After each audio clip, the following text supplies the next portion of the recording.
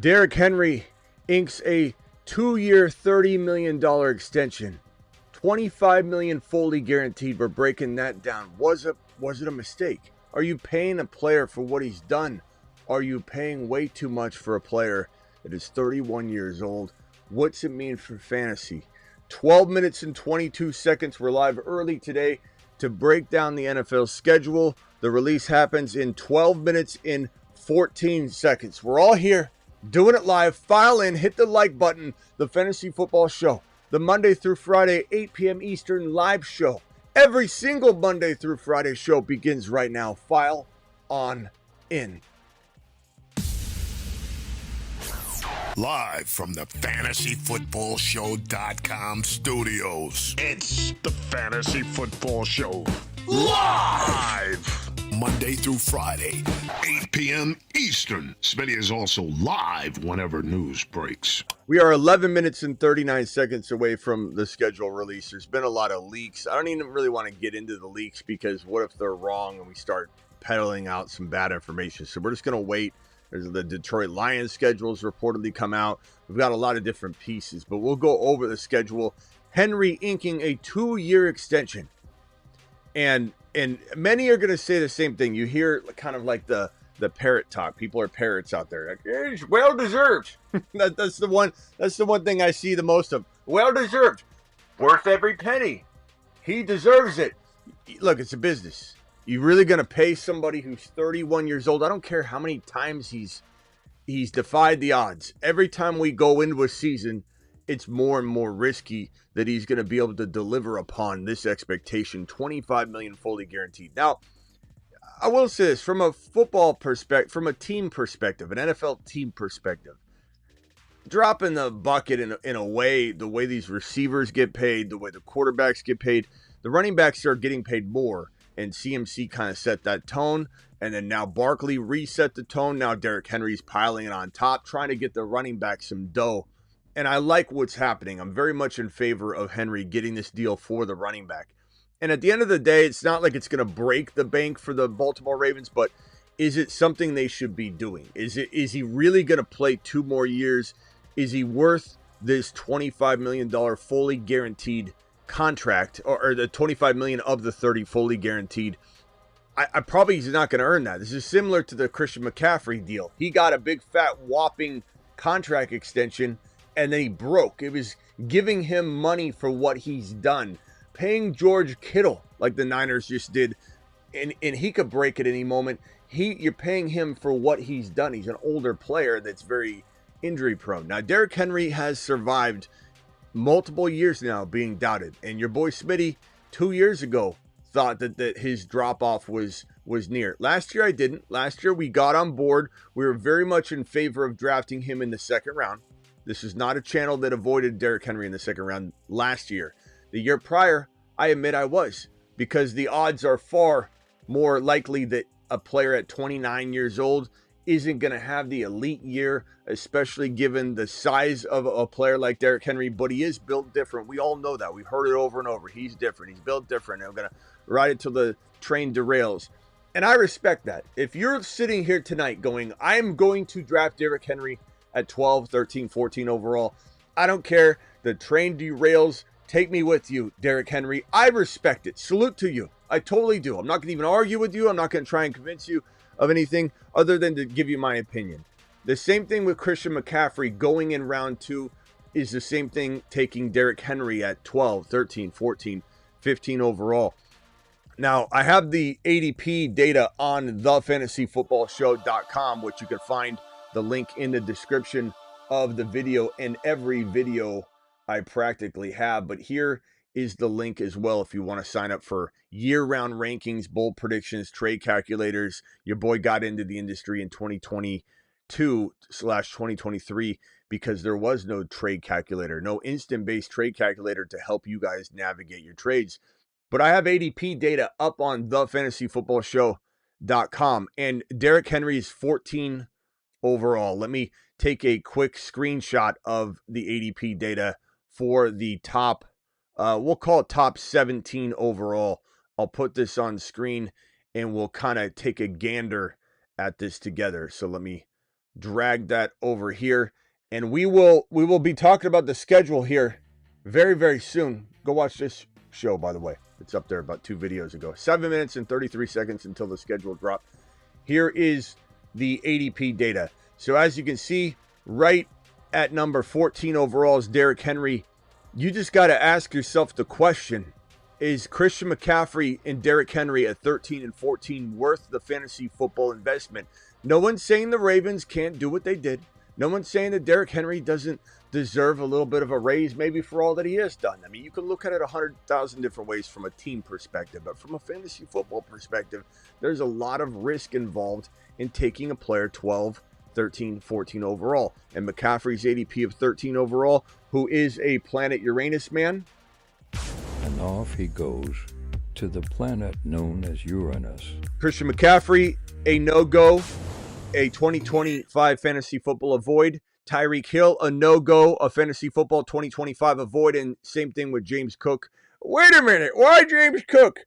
Go watch the video. Go watch yesterday's video about this if you want tremendous detail. Go watch this video if you want tremendous detail on all these topics we've covered. You know, we can definitely, you call in, I'll talk about it again if you want. But Christian McCaffrey at number 13 overall, Derrick Henry at number 14 overall. Is Brock Bowers a better pick than one of those guys? Is Bucky Irving just a better pick than one of those guys? Is taking a player like even Kyren Williams and you cuff him or whatever, is it better than taking Derrick Henry? You can get into debates about Kyren. You can get into debates about guys like that. But Bucky, pretty much in my mind, is a much safer avenue. And one can say that if a St. Brown fell, or in the case of Brock Bowers, look at Nico at 11, look at BT at 12. BT at 12 is literally in the realm of possibility of being available when you are considering Henry and Christian McCaffrey, because they are going 13 and 14. BT's going 12. Drake London at 16 could be a top 3, 4, 5 wide receiver. AJ Brown, you know, he's got some knee concerns. His knees, he always has cleanups done, and it seems like AJ Brown's cleanup knee procedures are always like under the radar, and then we find out he had cleanup surgery 3 months ago or something. In my opinion, if you ask me, I don't mind if you're going to go down the Derrick Henry road one more time. The reason I say that, I'm not doing it. I'm not going to sit here and put him on the bust prediction list. I'm not putting him on Planet Uranus. I'm putting Christian McCaffrey on Planet Uranus. I'm not putting Derrick Henry on Planet Uranus. Why would I do that? You might say, Smitty, they're kind of in similar situations. They're really not. He hasn't gotten hurt yet. He finished the year on fire. He finished the year tearing it up. So if anybody's going to have an edge and get a pass from me and say, you know, let's just go one more round, it'll be for Derrick Henry, not for Christian McCaffrey. McCaffrey was injured. McCaffrey didn't play almost the entire season. Really, he didn't play any of it.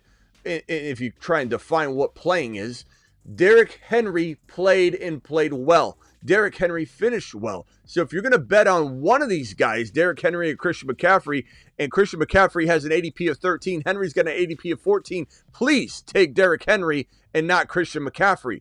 But I want Bucky over both of them. Get buckied. Buckied. Why would I not? Why would I not want Derrick Henry over Christian McCaffrey? Why would I not want Bucky over both of them? Makes no sense at all. You know, so you just got to ask yourself what kind of risk you want to play. Are you playing in best ball where you can take Derrick Henry in a $5 and $3 draft? Take him 5 times because you do 100 or 200 or 300, 400 or 500 drafts. If you play an underdog and you do 2,000 drafts or 500 drafts or 200 drafts or even 100 drafts, yeah, take Derrick Henry in 1 or 2 of those. You can even take McCaffrey in 1 or 2. In weekly winners where you're drafting a team and you're trying to win each individual week. No one week is tied to another, and the first place winner of each individual compartmentalized week gets $20K. Take Derrick Henry and Christian McCaffrey in a weekly team because they could pop off in week 1, both get hurt and never play weeks 2 through 18. It doesn't matter because you could win week 1 with Derrick Henry and Christian McCaffrey, and none of the other weeks are tied to each of the weeks. So you could take Derrick Henry and Christian McCaffrey in those formats. There's definitely worlds where You can take these guys, one or both or whatever. But in general, my job is to tell you this is a risky proposition. You can go down the road if you want. I'm not. I'm taking Bucky. If I'm playing in the way I like to describe it is if you're playing in two home leagues, two leagues with your buddies, your work league and your buddy league or whatever, you have 2 shots. Best ball, you can just redo it. You can do $2 or $3, $5 over and over and over. But in your home leagues, in your work league, in your buddy league, you got 1 or 2 or 3 of those. You're going to really risk the biscuit on this guy right here at 31 years of age when you can go in a safer direction like Bucky Irving, like Ashton Genty. Genty's ADP is skyrocketing. He's at 8. Malik 8 Neighbors is at 9. St. Brown's at 10. Nico's at 11. 12 is BTJ. Christian McCaffrey 13. Henry 14. Brock Bowers 15. You're probably not going to get a lot of Neighbors shares, but sometimes he would fall in the territory you're considering Henry, considering Christian McCaffrey, Nico, BT. None of these guys from Brock Bowers up, if you remove McCaffrey and Derrick Henry, none of those guys am I passing on for Christian McCaffrey or Derrick Henry. But that's me, and you're entitled to whatever, opinion you want to have. And I'm not really even mad on this topic. These are the only thing I would say is when someone comes in and says you're crazy, you're going to be wrong about Christian McCaffrey. Like that's a dumb stance. Just like it would be a dumb stance for me to be like, you take Christian McCaffrey, there's 0% chance he could win you a league. There's not. I mean, he definitely a chance he could win a league. A chance. Is it small? Is it loaded with risk? Yeah. Am I more risk averse than I am just loading up? I like risk if the upside's greater. Think of it like a scale. Okay. Think of it like the unrigged NBA lotto, the way it should be. The Mavericks had a 1% chance of getting the number 1 overall pick to get flagged, and they ended up getting the number 1 overall pick. That is not normally the case. Look, this is a scale. What are the odds that Christian McCaffrey or Henry win you a league versus the risk of them losing a league? That scale is very, very off kilter. The heavy side is the risk side, the disappointment, the bust side, but there is a percentage chance, and you've got to take that percentage chance on if that's what you want to do. Ill Phil dropping a $5 super chat. First super chat of the evening will always get a standing O. Mashed potatoes! Ill Phil, appreciate you, my boy, dropping the super chat. First of the night, ordering my Bucky apron to wear on Sundays while I'm cooking the steaks and Bucky's cooking my opponents. What he's talking about, if anybody wants to go get their merch on, is we've got all this merch right here. You can go get your Bucky apron. Just go to thefantasyfootballshow.com/merch. You can find your Bucky. Your Bucky apron might actually be in a different location. I think the Bucky... Let's see here. I think that's going to be at this site right here. Let me drop the link for this one. It might be this one if you want to get your Bucky apron. If you want to get anything Bucky, it might be this link right here. Because I'll have my Bucky. Yeah, to get like your Bucky shirts and your Get Bucky. Like look at this freaking beauty right here. Let me show you guys. This is the Get Bucky shirt that I've worn. I have it, I think, in the other room right now. But if you want to get the Get Bucky shirt, which is right here, and there's aprons and such, this is like the emoji, then you're going to want to go to the link that I just dropped in the live chat right this very second. And if you want to get the other Bucky Irving shirt, which is a Smitty sketch, this is not even a photo, this is an actual sketch from your boy. This is the shirt that you're going to want to get right there. See, if I zoom in, you can tell that it's a sketch. There's it's the further away, the more real something like that looks. But here's that shirt. You can get the apron, you can get whatever. Again, the link is in the live chat. Thank you for dropping that, Ill Phil to the moon. All right, so real quickly to sum up the Bucky Irving, the Henry and Christian McCaffrey versus Bucky. Schedule's out. Let's go check it out. To recap, I'm just going to say that it's not for me. You want to go down that road, go ahead. Let's get the schedule going. Where's the schedule at? Schedule release. Doing it live. Let me close this out.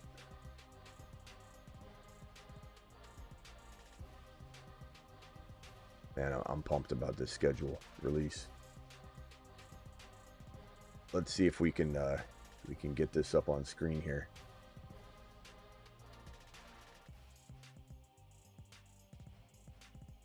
All right, international games. I don't want that. God, why do they make this so difficult? Where's the damn schedule? Where's the overall league schedule? I mean, the way they break this stuff down now is insane. Thursday night schedule. I mean, why not? Let's look at them. I guess we'll break it down one by one, the way that they want us to break it down, because they're just literally getting in our way. Okay, here's the schedule. Week number 2 is Buffalo at Miami. Week number 3 Thursday night game is New England at the Jets. No, this is old. 2024. What are they doing here? Look at, you can't even select 2025. This is 2024. NFL, what are you doing? Refresh the damn thing. What are we doing here? We're looking at 2024? Unbelievable. Unbelievable. Your boy's going to have to locate this damn thing. What a botched unveiling. I'm sitting there clicking on the schedule. It loads 2024. Unbelievable. Do they even have it listed yet? Let's look at the international games. Oh, thanks. Thanks. Real awesome unveiling of this. Let's look at the international game, shall we? We've got, close the stupid box. This is making me angry. Smitty's getting angry. International game, September 5. Chiefs, Chargers, Vikings, and Steelers on the 28th. October 5. Vikings, Browns. What a debacle. Back to back? Like, what a debacle. Let's send the Vikings to Dublin and then to London. Browns going to win this game. Is that what we're suggesting here? October 5. Did the Browns win this game? Because the Vikings aren't going to be able to stay awake. And they're going to be worn down to a nub. I mean, is this in our weeklies? Do we go grab Browns players in week number, whatever week this is, October 5th? Unbelievable. Viking, am I getting that right? I think I saw that somewhere too in a leak. Vikings in Dublin on September 28th, and then on October 5th, they're in London.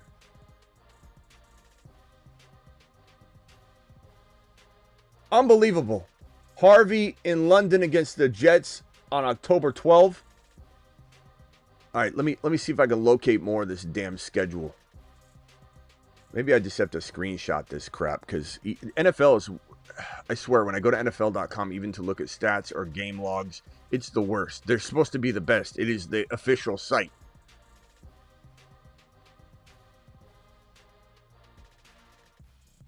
I don't think they're even releasing this damn thing. Got the Thursday night matchup. Dallas at Philly. Is that even correct?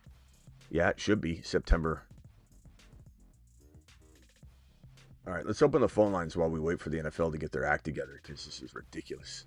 This is literally ridiculous. Dial in. Call into the show. Call into the show.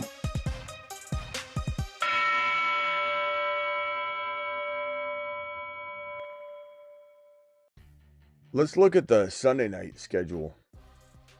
It's not even, you load it, it loads 2024. You click on the Sunday night schedule. I literally am, look at this. This is absolutely wild. I'm literally clicking on the NFL's, look at this. Watch how stupid. Whatever intern's running this release needs to be let go immediately. This is the page. Look, you see 2025 schedule. This is the 2025 schedule release page. Look at international games 2025. When you click on the Sunday night schedule at the top menu, look at this right here. This is the 2024 schedule. Oh, they just switched it over. But it says 2024 in the drop down. Is this even correct? This might be This might be correct now, but it's in the 2024 menu. They don't know what they're doing. This is a Mickey Mouse operation right now. All right, I believe this is correct. We've got the Dallas Cowboys at the Eagles. 5:20 p.m. Mountain Standard Time. Week 1, 9-4 Thursday game. Week 1. Ravens at Buffalo Bills. Is this correct? 9-14, 9-7? This looks correct. There's no scores attached to it. It's just under the 2024 menu. See? Look at the drop down right there. The drop down is 2024. This is just a botched Mickey Mouse attempt at what's going on here.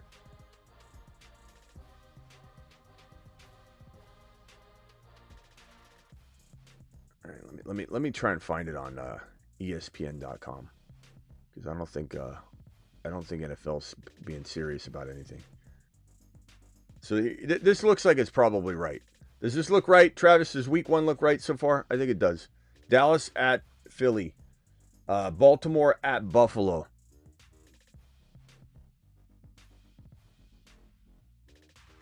Falcons at Minnesota. Does this look right?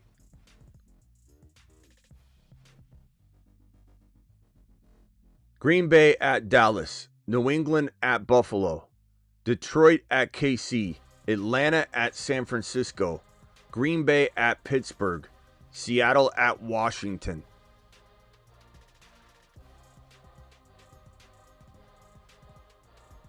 Let me know if this looks right for week 1. Detroit at...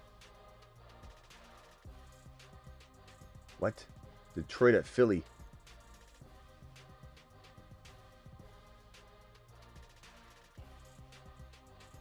Yeah, this is the Sunday night game. Let's go Sunday night games. All right, let's go to week 1. Can we find week 1? Can we pull up mother freaking week 1? Is it ready yet? Dial into the phone line. This is a disaster. What's up, Travis? What's going on? Hello?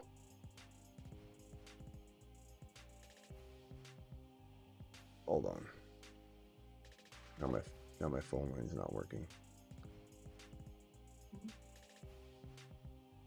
All right, I should be able to hear you now, Travis. Sorry about that. Can you hear me? Yeah. I just sent a couple things to your Instagram. Yeah, I don't want to do each. Okay. Yeah, I saw that, and I see all these different updates. Let me see if I can find. I mean, the week 1, I guess I could pull up, but the Sunday night schedule, we got that. Let me throw that up on the screen in a colorful fashion. This is from Twitter. Thursday night, and I guess ESPN or ABC schedule. Yeah, let me put this up here so we can at least look at this while I'm trying to gather week 1. But let's see. Here's the Sunday night schedule.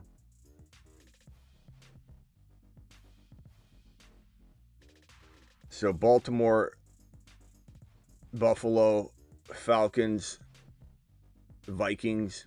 Isn't that crazy? The Dublin and then the London game back-to-back for the Vikings. Who thought of that? How is that fair to the Minnesota Vikings to play overseas twice? And like, they're going to fly home and then fly back? It doesn't make any sense at all. That is, or did you just stay overseas? Like, how is that even going to work? That's insane. Maybe they just stay. If they ever put a team overseas, that's what they're going to have to do. They're going to have to stay. That's crazy. They'll have to stay there. They'll have to stay in the U.S. for a couple weeks. It probably has to do with Taylor Swift. It's probably all centered around her concert tour or something. That is wild. Okay, and here's the so that's the Sunday Night Football on the left. This is the Thursday night games on the right. The Thursday night games always hurt us, so maybe this will be better. Washington, Green Bay, and week 2. That's pretty good. That should be a high scoring game. Miami at Buffalo. Philly as the first game of the season, right? I don't have that up yet. I just have the Thursday night and Sunday night games up. So Washington at Green Bay, Miami at Buffalo week 3 for the Thursday game. The Seahawks and Cardinals, the San Francisco 49ers and Rams. These should be some pretty high scoring games. So I'm liking the Thursday game. I don't know that I'm feeling like we're going to get fantasy football screwed on any of these right here. I think this looks pretty good. Week 1 schedule. Okay, I'll send this over to my screen here from what you just sent me. All right, here's the full week 1 schedule. Dallas and Philly is the Thursday night game, right? And then there's a it must be, because then it's Friday night football, then early slate, late slate. So there's confirmed a Friday night game. That's pretty awesome. I like Friday night games, to be honest. I think they're pretty damn fun. All right, let's drag this one over. So here's the week 1 schedule. Kickoff, Dallas, Philly, Thursday night. Friday night football, KC at LAC.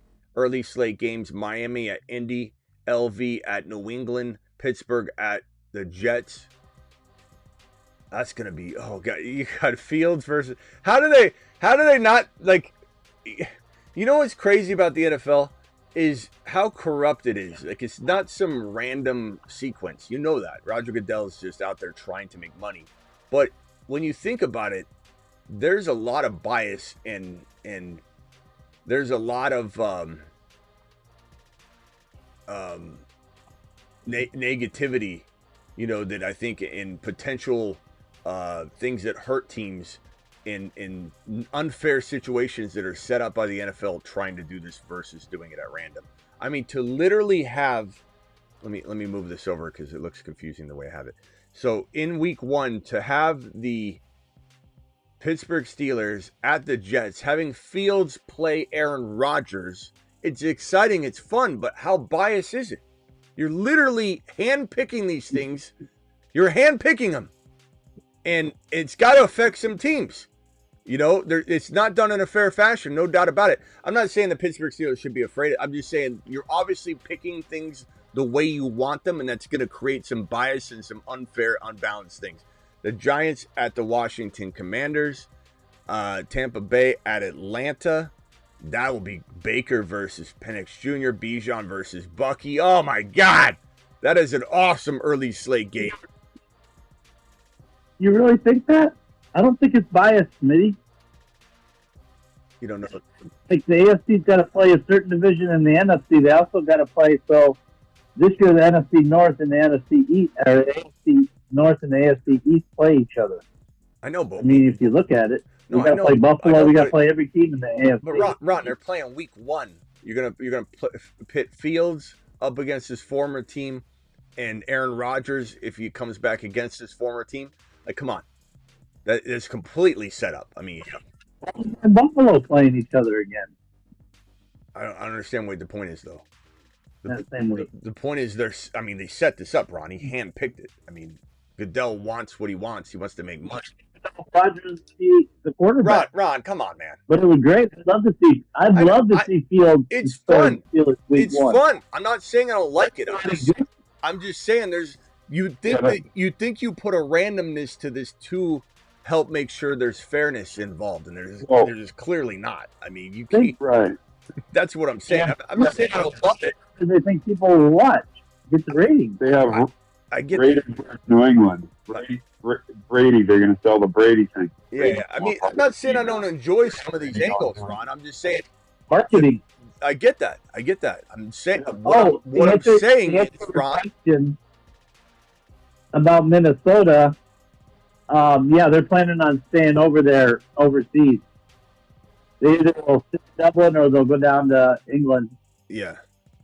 And, Ron, that's what they were talking about before. I think you got me wrong. I'm not saying I don't enjoy these things. I'm just saying it's not a unbiased situation. You were 100%, picking and choosing what you want for money and ratings, and that can affect a team's outcome. It's not a fair setup. It's not. Not to mention, you look at, the NFL schedule, which I don't necessarily believe that this is the, like, to me, this is the Vegas odds win percentage toughest schedule type of schedule here. So this is not how I truly see it. But when you see a team like the, Buffalo Bills having one of the bottom 5, schedules, these things just don't make a lot of sense. I think the NFL is just so out of whack on it. But anyway, back to the schedule. Let me get back to week 1. Break either this year, did they? Carolina at Jacksonville. Top 9 of the toughest schedule. I love the Tampa Bay at Atlanta. I love the Bijan Bucky affair. The Baker versus Penix Jr. It's going to be an outstanding game. Carolina at Jacksonville. Arizona at New Orleans. That could be probably a low-scoring game. Late slate of games. Tennessee at Denver. Harvey season right off the bat. San Francisco at Seattle. San Francisco's got a quote-unquote easy schedule, and I think, this is going to be probably the best matchup they could ask for with Darnold trying to get his feet wet, and we'll see how that all goes. And I think eventually Darnold loses his job anyway. Then you've got Houston at LAR. Hold on one second, boys. I got to merge this call here. Houston at LAR.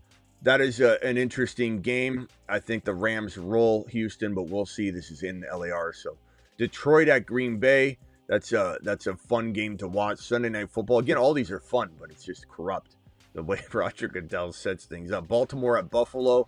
That's a great game for Sunday Night Football. Minnesota at Chicago. Dare I say, probably the worst Monday night game you could actually create. Why? Like, what made you think that was a good game? You don't even know what's going on in Minnesota. Probably McCarthy, but there's been a lot of dragging of the feet in terms of the situation. And then you've got Chicago. Man, that's a bad Monday Night Football game. Baltimore Buffalo is great. That should have been the Monday Night Football game. Detroit Green Bay should have been the Sunday night game. Sunday night should have been Detroit Green Bay. Monday night should have been Baltimore and Buffalo. That's ridiculous, right there. Wow, that's weird. What a week 1. This is confirmed the week 1 schedule. Travis, you have checked it? Yeah, I just looked on the NFL.com site. They have it up now. Okay, finally got it up. What a botched unrolling of the schedule. I mean, they had the 2024 schedule up. That was just ridiculous. So Dallas, okay. People to tune into the network and watch their show. Yeah, That's what it is. They must have waited. They had it on ESPN, so then they probably waited till they did that. Yeah, but the problem was, though, they had pieces of it, and then they had old scores, and someone didn't have it prepped and ready in a staging area to launch. They launched it, like, in pieces on the website to where it was 2024. It was just stupid. So, yeah, a week 1 schedule right here. Thursday schedule right here. The Thursday games are promising. Washington, Green Bay in week 2. That's a great Thursday game. Buffalo at home versus Miami. That should be high scoring. The Seattle Cardinal game could be low scoring. I could see that one being somewhat disappointing. But hopefully Kyler and the Marvin Harrison connections on full effect. Hopefully JSN's popping off there too. Who knows? Maybe Milroe takes the job by week 2. San Francisco at LA. That'll be great. That'll be a good game. Philly, New York. I mean, either New York's playing a lot better than we expect, or Philly will have a lot of points, or they'll both, have a lot of points. Philly's D's, or I'm sorry, New York Giants D's, better, but I don't think they're going to be able to contain Philly, even with the loss of an offensive coordinator and some steps backwards maybe. But by then they might have it under control by week 6. Pittsburgh at Cincinnati. Depends on who's the quarterback. Is Will Howard in there at that point? Who knows? Vikings at the Chargers, and then the Ravens at the Miami Dolphins. Miami Dolphins getting are they the first team to have 2 games at that point on Thursday night? I believe so, unless I'm missing something. I think they're the first team to have 2 games at that point. Then you got the Raiders and Denver Broncos. That's a great game. Jets at New England. dare I say, a very underwhelming game for people initially, but by the time, just their expectations right now of people hating New England, thinking they can't do anything. The Jets, everyone thinks Fields is going to suck. The Jets are the Jets. I think by this time this game rolls around, these two teams will be a lot different looking. Buffalo at Houston. We'll see if Stroud bounces back. Yeah, at that point, yeah. Chicago at Philly. So Philly now has 2 games. Chicago is going to get rolled because that's in Philly. That's probably the day that Caleb loses his job. Dallas at Detroit. That's going to be a great game. And Detroit, like I was saying with the Eagles in week 6, Detroit by week 13 should have their feet under them a little bit better. Or week 14, Detroit. Atlanta at Tampa. That's just an awesome game. Is that, wait a minute, that's similar to week 1, right? Isn't that the week 1 Tampa Atlanta? Yeah, that's a repeat of, that's awesome. That's the second game. So we got Tampa Atlanta and then the rematch in week 11 on Thursday. I know. I'm just both prime time. Rams at Seattle. We'll see if Milrow's in there. If Milrow's in there, it's going to be a great game. Some of these could look different when you get to them. Number 2 for the Rams. And then this Christmas evening game is fantastic. Denver Broncos at KC. That's going to be so amazing. That's going to be probably one of my favorite games of the year. Right there. That could be the game of the year. I mean, and at this point, which team's winning the division? You know, like, it's going to be all that kind of talk. That's going to be fantastic because at that point, Christmas Day, we'll be trying to decide who the division winner is. And don't count out the Raiders or the Chargers because they could have that kind of year. But my early favorite is that it's Denver versus KC. And, you know, that could be such a fun game right there because so many things will be on the line potentially at that point in the season on this week 17. And hopefully they're, you know, it gets, you know, everybody's playing their starters and everything. There's not some sort of unraveling or something. Man, this looks good. Wild card game January 10 or 11. Okay. Yeah, this is solid. I like this Thursday slate of games. I don't feel like we're going to get screwed as much this year on Thursday games. I think there's a lot of good matchups. Yeah, maybe we'll be able to play with a little more if there's. Yeah. Are there how many Friday games are there besides week 1?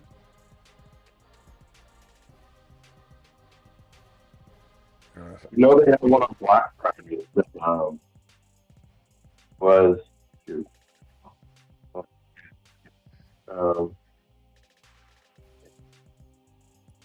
Bears and Eagles on Black Friday.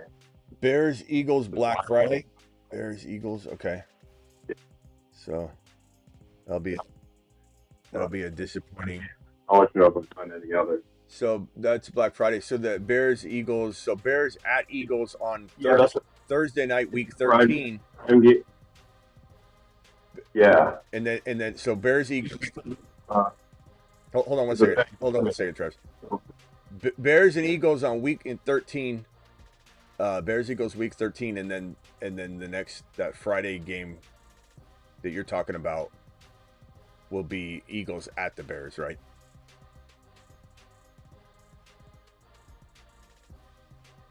Let me see. I got the whole schedule here. Let me go take a look at it. Okay, so here is the schedule grid. So Chicago Bears play the Eagles in week 13 at Philly. And then where's that? You're telling me that the Bears play on Black Friday, you're saying? I don't think that could be the case then. They're playing Thursday. Week 13, the Bears Eagles game is on a Friday. Because it's on the Thursday Night Football, Amazon Prime Black schedule. Friday football. It's circle. Yeah, so I think because they have the games on national TV they're doing an Amazon Prime game on. It's really stupid though to put it on the Thursday Night Football schedule. Like, come on, man. Yeah, I feel like and circled it and wrote it, but still, It's because of the stupid Amazon Prime thing. They have to list all the games on Prime in one thing. Yeah. They have the Christmas night game is Amazon Prime as well. New Age Outlaw dropping gifted memberships. Thank you, New Age. Appreciate you, bro. New Age dropping some memberships in the chat. I think 20 gifted memberships from New Age Outlaw. New Age, appreciate you. New Age coming in strong. So the grid I have up right now, real quickly, let me just look at the KC Chiefs as an example. Let's look at KC. Week 1, they're in the middle of the screen. Let me just put a little circle thing on it. Hold on. Let me get a little graphic here. All right, let's go through a couple of these teams. So KC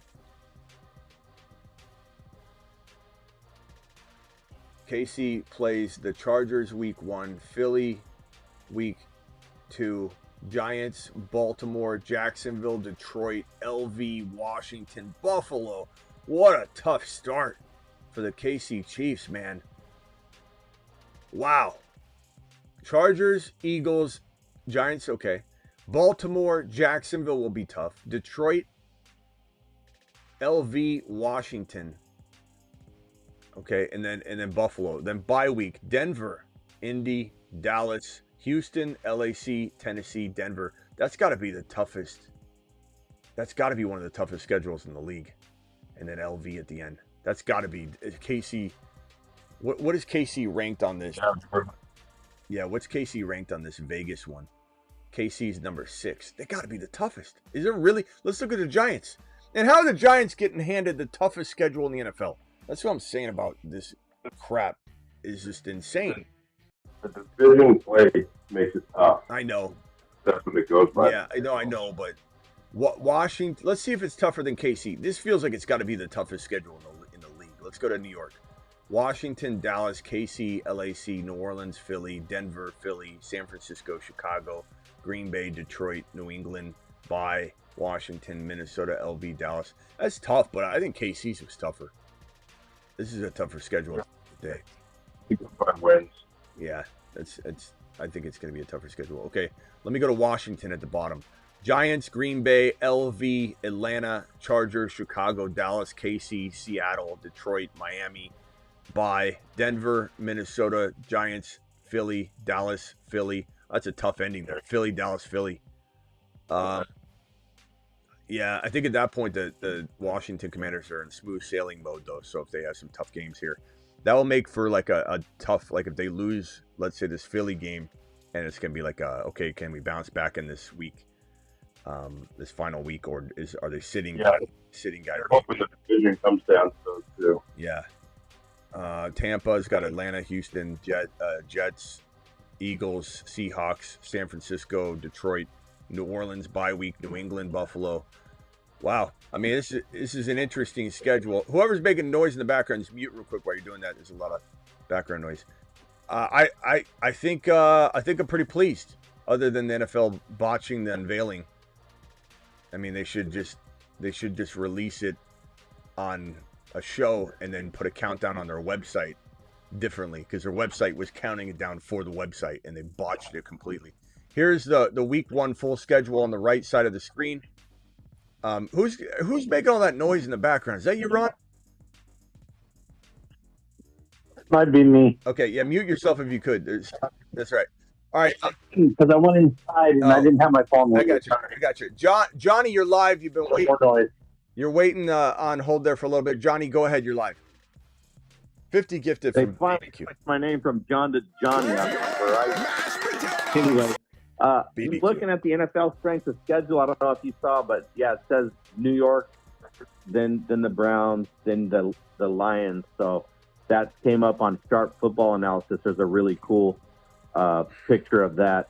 Also, I sent you on Patreon the miles that the teams are going to fly. The Chargers have to fly the most, and Cincinnati flies the least. It's like 8,000 miles to like 30, almost something like 37,000 miles or something crazy. I know there's a lot to consider for the NFL, but they don't do a lot of randomness. They just don't. And I know they got to factor in the stadiums being used, and then you got different you got flights, you got all these international games. I'm sure there's algorithms that really, really help them. I'm sure they don't sit there with a pencil and figure it.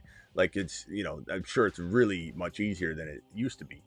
But at the same time, by the week 1 matchups, that Goodell is sitting there, manipulating. I'm surprised there aren't more people saying, this is like, there's a lot at play here for these teams. Shouldn't there be some sort of randomness to it, or statistical, probabilities that they inject into the formula to say, hey, you're the top team, you're going to have a little bit harder of a schedule, or hey, you're the worst team, you could have an easier schedule, or just make it completely random.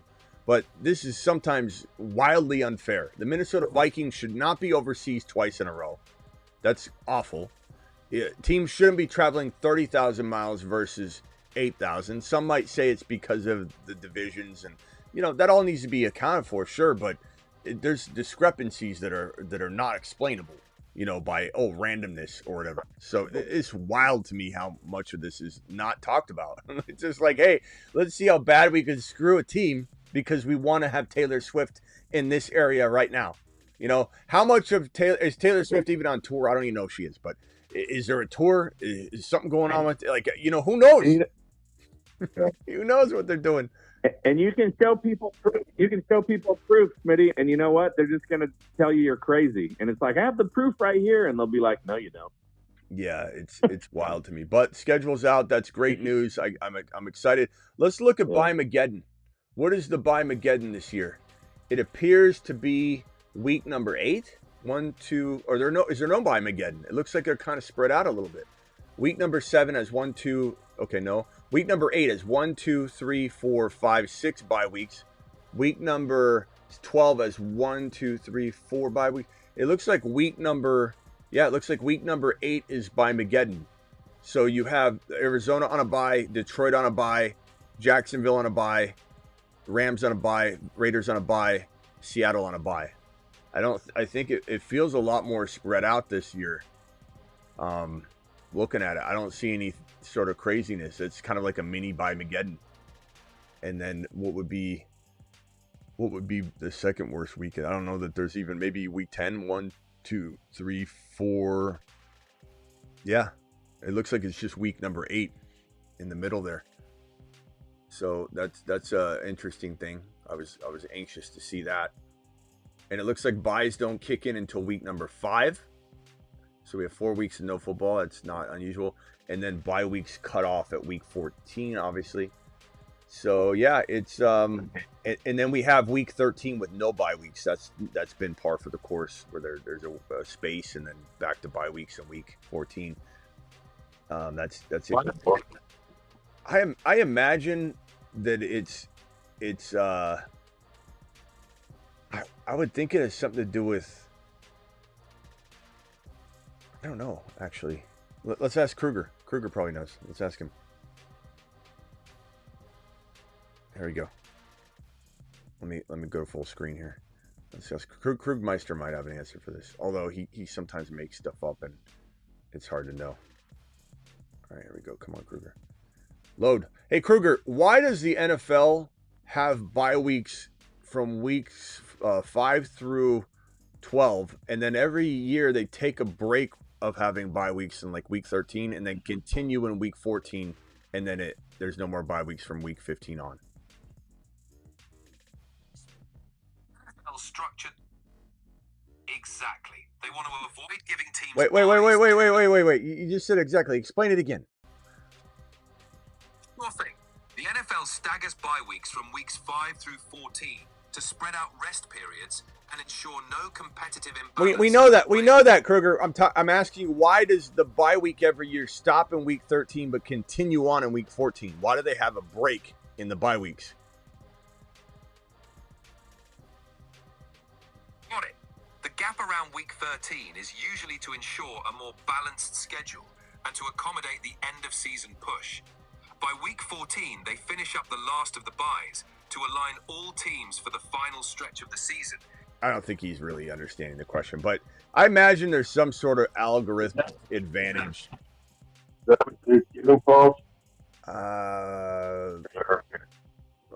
Week 13. What's the Thanksgiving game? Oh, it is the Black Friday game. Yeah. Okay, so they need all the teams to play maybe that week because they're spreading them out throughout the week. That probably could be it. Someone said 13's unlucky, so I don't know. I mean, maybe you don't want to play in week 13 then, because if you're going to get hurt week 13, you'd want it off. I don't know. Well, it makes sense that no games on Sunday. If they do three games on Wednesday, one on Friday, and one on Monday of that week, it'd be hard to get a lot of games on Sunday they want. Yeah, I could see it having something to do with that. Okay. All right. Yeah, late week 1 is really the kind of the key here. I mean, I guess we look at week 17, right, for underdog. Week 17, we got that's the most important thing other than week 1. So Arizona at Cincy. So the Bengals at home at the top row, week 17. That's pretty awesome for I think fantasy football. Probably will be. Bijan is at the Rams. Bijan and the Falcons. Or no, they're at home versus the Rams. Derrick Henry at Green Bay. Josh Allen at home versus the Eagles defense. That's brutal. Bijan's final 3 games: Tampa, Arizona, Rams. Okay. Caleb at San Francisco. Chuba Hubbard versus Seattle, at home versus Seattle. Again, the Arizona one. You got Cleveland at home versus Pittsburgh.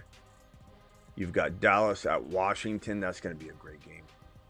And then again, this Denver at KC game is super. I mean, man, this bodes so well for all of our Harvey and Mahomes and Rashee Rice teams. Like this week 17, all the builds that we've made with the KC boys and the Denver boys together make for a fantastic after the fact looking at this thing week 17 situation. KC Denver, you might see the ADPs unfortunately on underdog go up for Harvey and for Mahomes and for Worthy and for Rice, because people are going to want to get in on that week 17 Denver KC game. I believe it's going to be a very popular best ball line of thinking. Detroit at Minnesota. Green Bay at Baltimore, week 17. Houston at the Chargers. Indy versus Jacksonville. So Jacksonville on the road versus the Colts. That's a great game for the running stable, for BT, for Hunter. Denver, KC, we went over that. Atlanta, wow, this is pretty interesting looking at this. Detroit, Minnesota, we went over. LV versus the Giants. And then look at Genty. Genty ends the season with the Eagles. Tough week 15 matchup, but at Houston, then New York Giants. Who has the most brutal rushing schedule the final 3 weeks? Philly's got LV, Washington, Buffalo.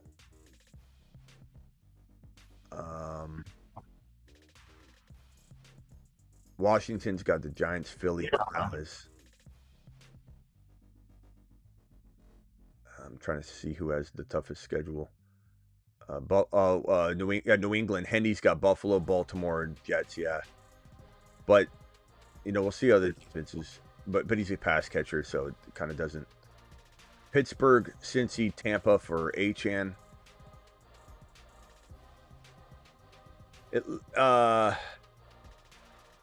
Chargers, KC, Dallas, Houston. Jahmyr Gibbs has the Raiders, Pittsburgh Steelers, and then Minnesota Vikings. That's not too bad. Harvey's got Bijan might be the toughest. Bijan, Tampa, Arizona, LR. Green Bay is pretty tough. Yeah, I'm not too worried about Bijan. So Denver, Chicago, Baltimore. That is a tough one for Jacobs. Yeah, that's interesting. The schedule looks good, but yeah, Mahomes. Tough schedule for Mahomes, but that's just gonna make him have to pass. I love it. Mahomes is going to have to get in his bag. They won't be cakewalk games. There'll be a lot of throwing in the third and fourth quarter. I like it a lot. I'm excited. Awesome. Schedule out, baby. We got Denny calling in. Hold on, let me merge Denny. Denny, what's up, my boy? You're live. Don't get 3 X's right off the bat. Keep it focused. Keep it focused. Go, Denny. All right. Oh, man. That's gonna get one. Watch out. Celtics are in. I don't even know. I thought we were just calling. I was just calling you as a friend. Because you know how sometimes you would just. Yeah. Denny, you're gonna get some X's. No. You better keep it focused, bro. Go. Schedule. We're breaking down the schedule live right now. The Celtics are gonna win. Celtics are gonna win this. Okay. Denny, you're getting hung up on. You're talking Boston Celtics in a week in a schedule release live stream. Why was that? You got 3 X's already. Denny, you got to call in tomorrow or tonight. You can call him tonight. You get the band gets slipped after tonight. But you literally came in and crapped the bed. He comes in. You got 6 X's in a row. So there's no exception. You get 3 X's in a row. You can't call the remainder of the show. You can call him tonight. But man, you got smoked right away, bro. You got blasted right out of the phone line. Calls in talking about the Boston Celtics in the middle of a scheduled drop live stream. All right. Yeah, that's the quickest. Yeah, Denny, you should be proud of that. You got the first. This is the fastest anybody's ever been kicked off the phone line with 3 red X's. Let's go, mashed potatoes. I mean, you got to be proud of something tonight, right? I don't know, guys. What do you think about week 1? Any situations that look concerning? I honestly love KC at LAC on the Friday night game because I think that's going to be fun to watch. Denny's trying to call back in. Denny, you can't. The rules are the rules. Dallas at Philly is going to be great for the Thursday night kickoff show. I think Philly is going to be tested a little bit more than people think, given that they lost their offensive coordinator and they're trying to. I forget where the grid. I'm not sure. It just go. I'll DM it after the show to you. Miami at Indy. This week 1 matchup, Miami at Indy, couldn't be better for HN and the Dolphins trying to reignite some things. Genty at New England, very awesome matchup for Genty. Pittsburgh at New York Jets. Yeah, Genty and Hendy. Hopefully Hendy's in a workhorse mode already at that point. We'll see. Pittsburgh at the Jets. I think that Breece Hall. Hopefully he's not bought. Look, this could present some opportunities. How confident are you in the Pittsburgh defense, Ron, shutting down like a Breece Hall in week 1? And be honest with your team. Don't be overly. You've been pretty fair, I think, against your own team lately. But what are you thinking about that? Because that could be the first buy low of the week of the year. Well, I think with our the draft that we had, it's actually our defense should look pretty good now against the run. It's always the offense. It's always until the end of the year that it's the defense. But I think with our draft, we went defensive. I think our defense will do all right. Yeah, I think they'll be pretty good. Hold on, Denny. The rules are the rules. You get 3 X's. You can't call back until the next show. It's not my rule. It is what it is. You are Denny. Denny, One guy from Detroit has 3 X's, and then you X me out. No, Denny, you got 6 X's in a row. Not 3, not one guy doubling down. You had 6 in a row, but you keep calling back. The rules are the rules. I answer because you're royalty here on the show, just to let you know. But it's not me being mad at you. It's just part of the show. You get 3 X's. The audience doesn't want to hear what the caller has to say, and you can't call back until the next show. So tonight we'll be live. If you're up, call in again. Don't take offense to it. Don't get all sensitive about it. It is part of the show. You got 3 X's. I told you as soon as I answered the phone. I said, Denny, don't get 3 X's right off the bat. Talk about the topic at hand. And what do? You go on and on about the Boston Celtics. And you got 6 X's right away. I mean, I can't help you. I tried. What? Come on, man. Give me some love. It's Denny. Denny, I answered the phone to tell you this, and no one else gets that treatment. You're getting special treatment. I'm literally answering the phone so you don't get too ultra sensitive about it, and I could explain it to you. No one's mad at you. I'm not mad at you. I didn't even want to hang up on you, but the audience chose to disconnect the call, and you didn't do what I said in the beginning. I'm like, keep it on point, and you just start talking about the Boston Celtics. You got canned right from the beginning. New England, Denny, LV at New England week 1. LV at New England week 1. How do you feel about that real quickly before I kick you off the line? Because you can't call back till tonight. Quickly. Ray's going to be dropping dimes to Stephon Diggs. All right. He's going to get a lot of Do it live. All right. You're done for the show. I'm sorry. Call back tonight. He's going to keep calling back, though. Like, rules are rules. Rules are rules. All right. Good God. And they get so offended by you. Like, Smitty, I thought we were friends. Denny, how many times do I have to explain it? God.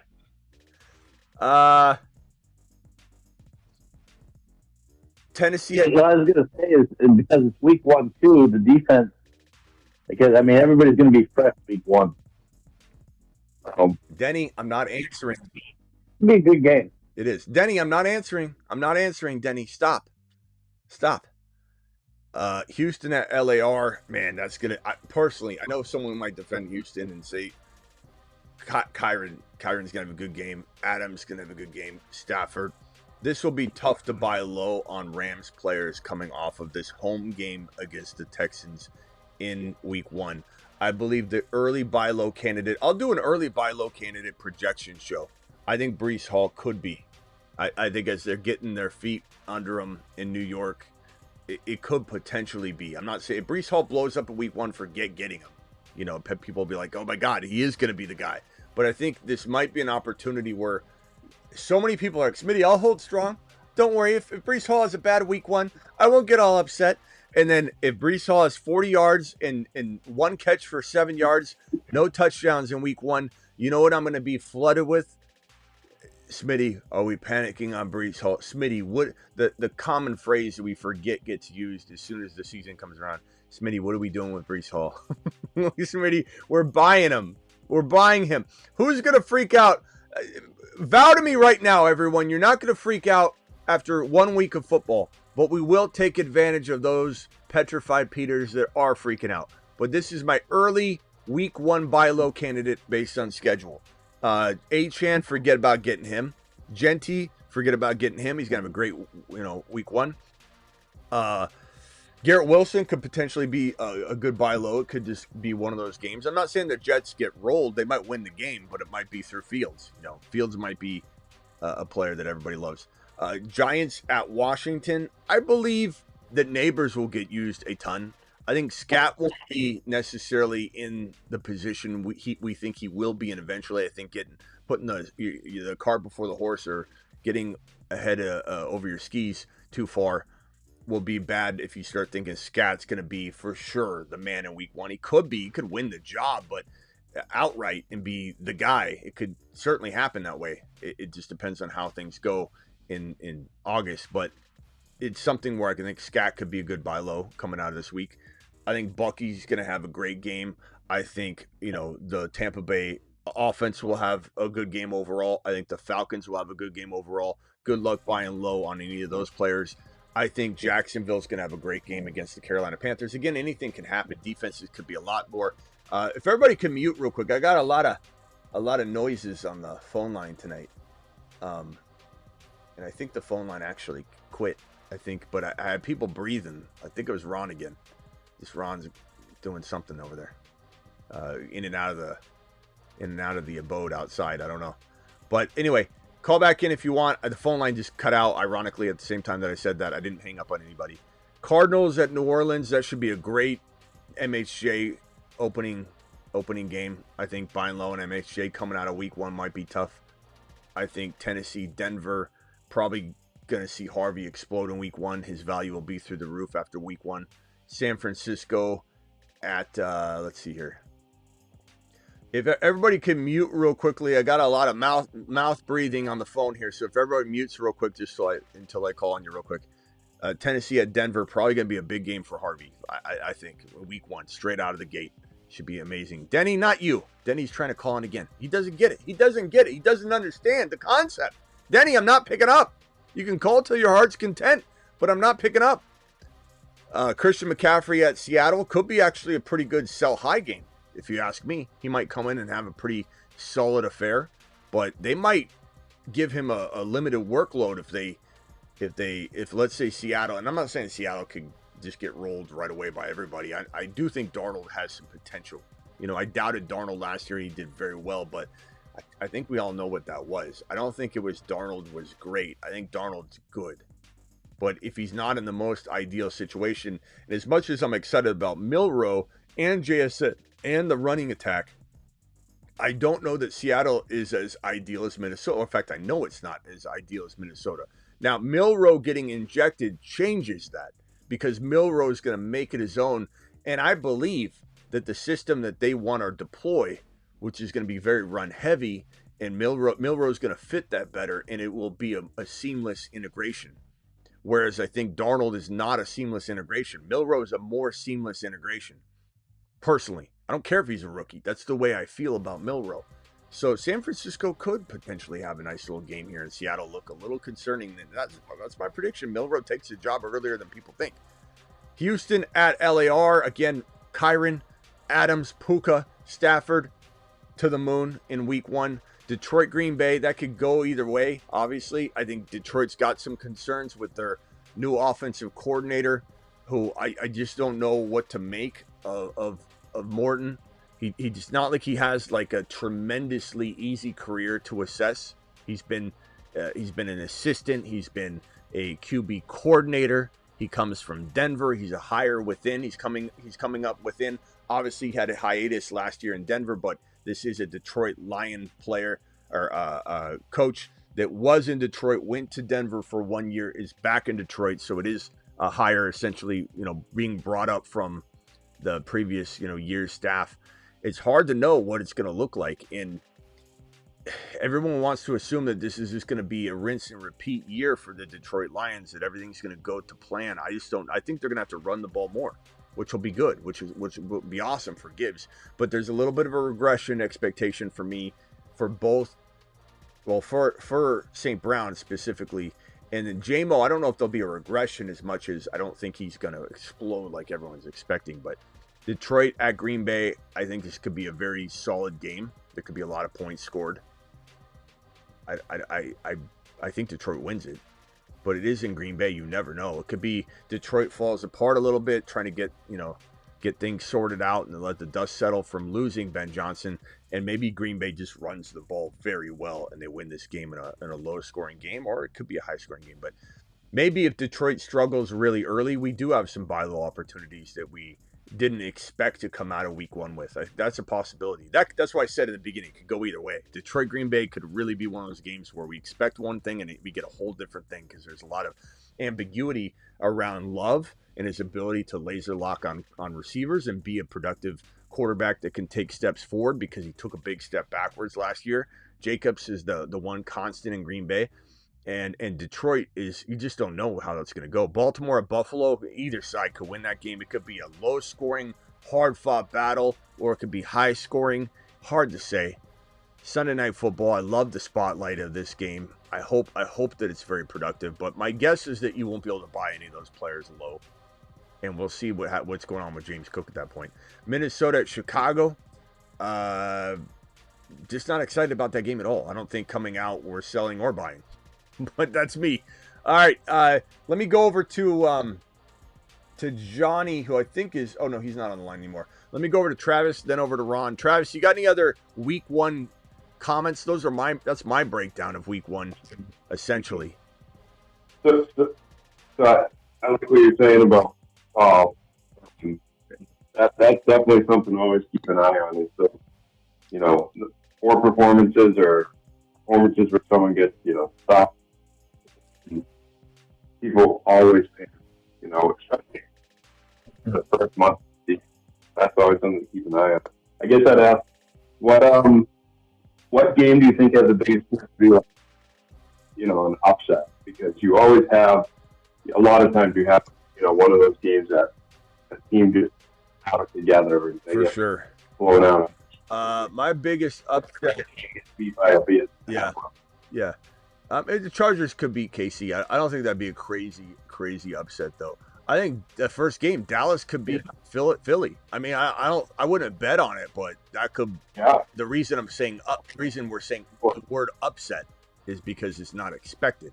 Dallas could come out firing on Philly, and Philly could just be just not in a groove yet with the loss of Kellen Moore. So they just might not have their identity fully intact. And then, you got Dallas they might not be intact either, but I don't know if they're kind of the underdog here. And it's just, you wonder what it's going to look like with Pickens and Lamb fit together so good. They're completely opposite wide receivers. The charting of Pickens's catch locations on a field are completely on the sideline. It literally looks like a field goal post where Pickens is grabbing the ball. Lamb is completely in the middle of the field. So these two wide receivers fit together like peas and carrots, as Forrest Gump would say. So I'm super excited about what Dallas is going to do compared to expectation. And Philly's a little bit of a tough team to bet against because their defense is so mother freaking good. And, that's going to be similar, but you just never know. You just never know what's going to look like. But that would be my early dark horse upset if we were to find one. I don't think Indy's beating Miami, but you never know. KC LAC is not something that one person could say, oh, LAC is going to win. That's an upset. LAC could easily win it. So KC LAC, that's not an upset game. It's just anyone could win it. New England could beat LV. It's certainly possible. I don't know that that'd even be that big of an upset because I think LV, people are excited about them, but they're still very much an enigma and they're getting things put together. And so I think that no one's going to disrespect Drake May outside of, I think fantasy people do, but this is I don't know that this would be the biggest upset in the world, but it would be semi-upset, I suppose. Pittsburgh Jets, I don't think people consider either winner an upset on either side. Bengals and Cleveland. Cleveland ain't winning this game, but if they did, it'd be the upset of the week, no doubt. Washington Giants. I don't think the Giants are going to win this game. That would be a huge upset, but I don't see it happening. Tampa Bay Atlanta, very evenly matched. Jacksonville Carolina. That would be maybe an upset if Carolina beats Jacksonville. But then again, it's Jacksonville still hasn't proven anything. So I think while we're excited about them, I think everyone's waiting on them to anoint them a better team. So maybe not an upset. New Orleans, Arizona. I mean, I don't think New Orleans is winning this game. If they did, it'd be a semi-upset, sure. Tennessee, Denver. Tennessee could. Let's say Cam Ward comes out and just looks really smooth and Denver is on a struggle bus for whatever reason. I don't think so, though. Denver's going to win this game, so I don't think that'll be an upset. San Francisco, Seattle, both teams are question marks. Houston, LAR, I think a lot of people believe in Houston more than I do, so I don't think that would be considered an upset on either side. Detroit, Green Bay, I think if Green Bay wins, it'll be a semi-upset. Baltimore, Buffalo, very even game. Minnesota, Chicago, I don't care either way. So I would say that the teams that make the most sense would be Dallas winning, and probably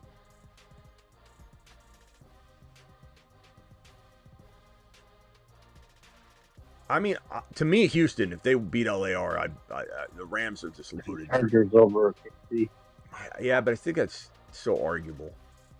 But yeah, it could be a mini upset. But I'm going to say Dallas. The biggest upset to me would be Dallas beating the Super Bowl champs. That would be the biggest upset we could find, and that would be week 1. So, game 1, Thursday night, game 1, that would be crazy. That would be insane. You don't think New Orleans, though, over Arizona would be a bigger upset? If I thought when a rookie quarterback? Travis's question was, what do I see as the biggest upset? I don't see that one happening. So that is not my biggest upset. I don't think New Orleans is going to win that game. If they did, and I did mention that, if they did, it could be an upset, but I don't think Arizona's losing that game. I think in New Orleans, so they're playing in different environment. We'll see. It definitely could be, but I think people doubt the Cardinals enough right now. It's not like there's some division winning, prediction by anybody. Everyone's like Cardinals are the Cardinals, New Orleans Saints are the New Orleans Saints. I think they're both kind of cellar dweller teams right now. Cardinals, I think, could have a good year, and I think they'll surprise. But I think most people don't have the Cardinals ranked very high right now. So I don't know if it would qualify in my mind as being a crazy outcome where New Orleans beat the Cardinals. It'd be like, I mean, they got Kamara, they got there's talent on the team. So and the Cardinals have struggled, and Kyler hasn't been in his bag, and hopefully he is. But I think of the ones that I believe will happen, I think Dallas could beat Philly. I'm not saying they will. I wouldn't bet money on it. This is my dark horse upset. It's not something that I'm predicting or trying to say go out there and do a contest right now and pick Dallas. I mean, it would be fun to do because the odds would be good. But if I had to put together 3 picks right here, Dallas over Philly for $5, $10 to try and get the odds crazy fashion. Dallas over Philly, maybe New England over LV, and then I would say the third one, if I had to pick one, would be, I don't even know if I could find another one that I believe in. What do you think if Hendrick doesn't, if he says what he's going to sit out, if they don't, I think they'll resolve it. I think they resolve it. Hurt their defense. They'll resolve it. He'll return at some point. The players have very little leverage other than creating a stink and making them believe they're going to have a worse season, so they got to get it done. I think the Bengals are worried about having a bad year when they've set it up all beautifully. They don't want to waste a year of Higgins and Jamar Chase's contract. You got them staggered to 1 5 years, 1 4 years. You got it staggered perfectly. You don't want to burn one of those years, have a bad start. I think they'll figure it out. But if they did play hardball, I believe he would eventually show up. But he probably would have a struggle bus year like anybody else. I mean, can't play favorites to a Bengal player, and I don't. I'm pretty unbiased with that. I think he'd have a struggle bus beginning. Hopefully he wouldn't get hurt. But we'd have to see. Dallas. This is a great ball. Who? Week 1. Cleveland? Cleveland can pull up an upset. Simply because Flacco's going to be starting. He's a veteran. He already knows the offense very well. And Cleveland's got a tough defense. And it's a rivalry game. It's possible. Division rivalry game. And anything can happen in a rivalry game in the North. Yeah, it is possible. I can see it. That would be the biggest upset game for me, Cleveland over Cincinnati. Maybe. I think Pittsburgh's going to lose to the Jets. And to think about it, the more I thought about when you asked me the Breece Hall thing, they just got that big ass offensive line guy, and I think Fields got a chip on his.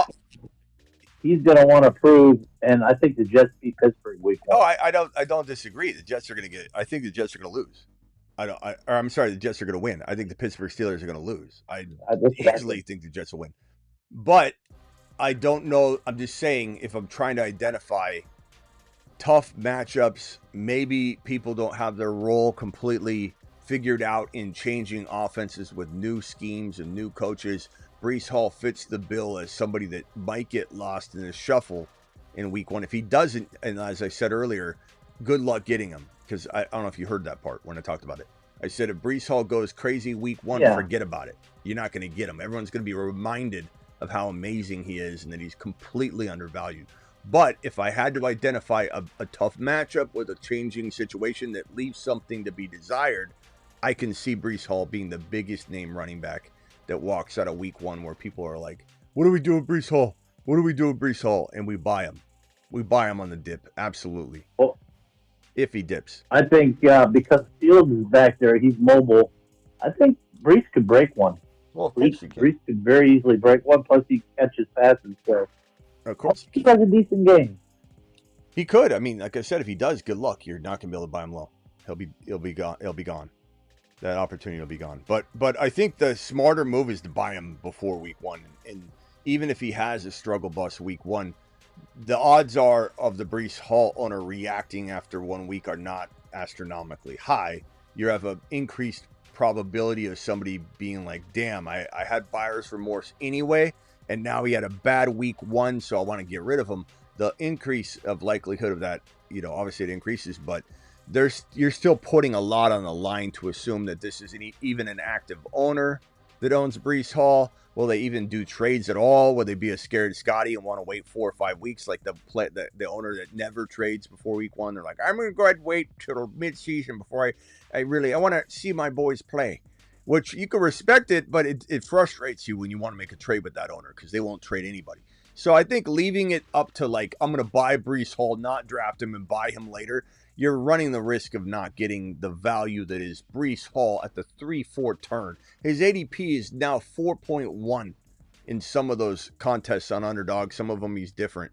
But in general, he's a 3.10 to 4.2 player to draft. And for me, I'm just not, if I don't get him, if I get sniped, I'm going to be hovering over the box score like a Bobby and just hoping in certain contexts he has a game that is a little underwhelming, and then other leagues where I have him, I'm glad that he's popping off.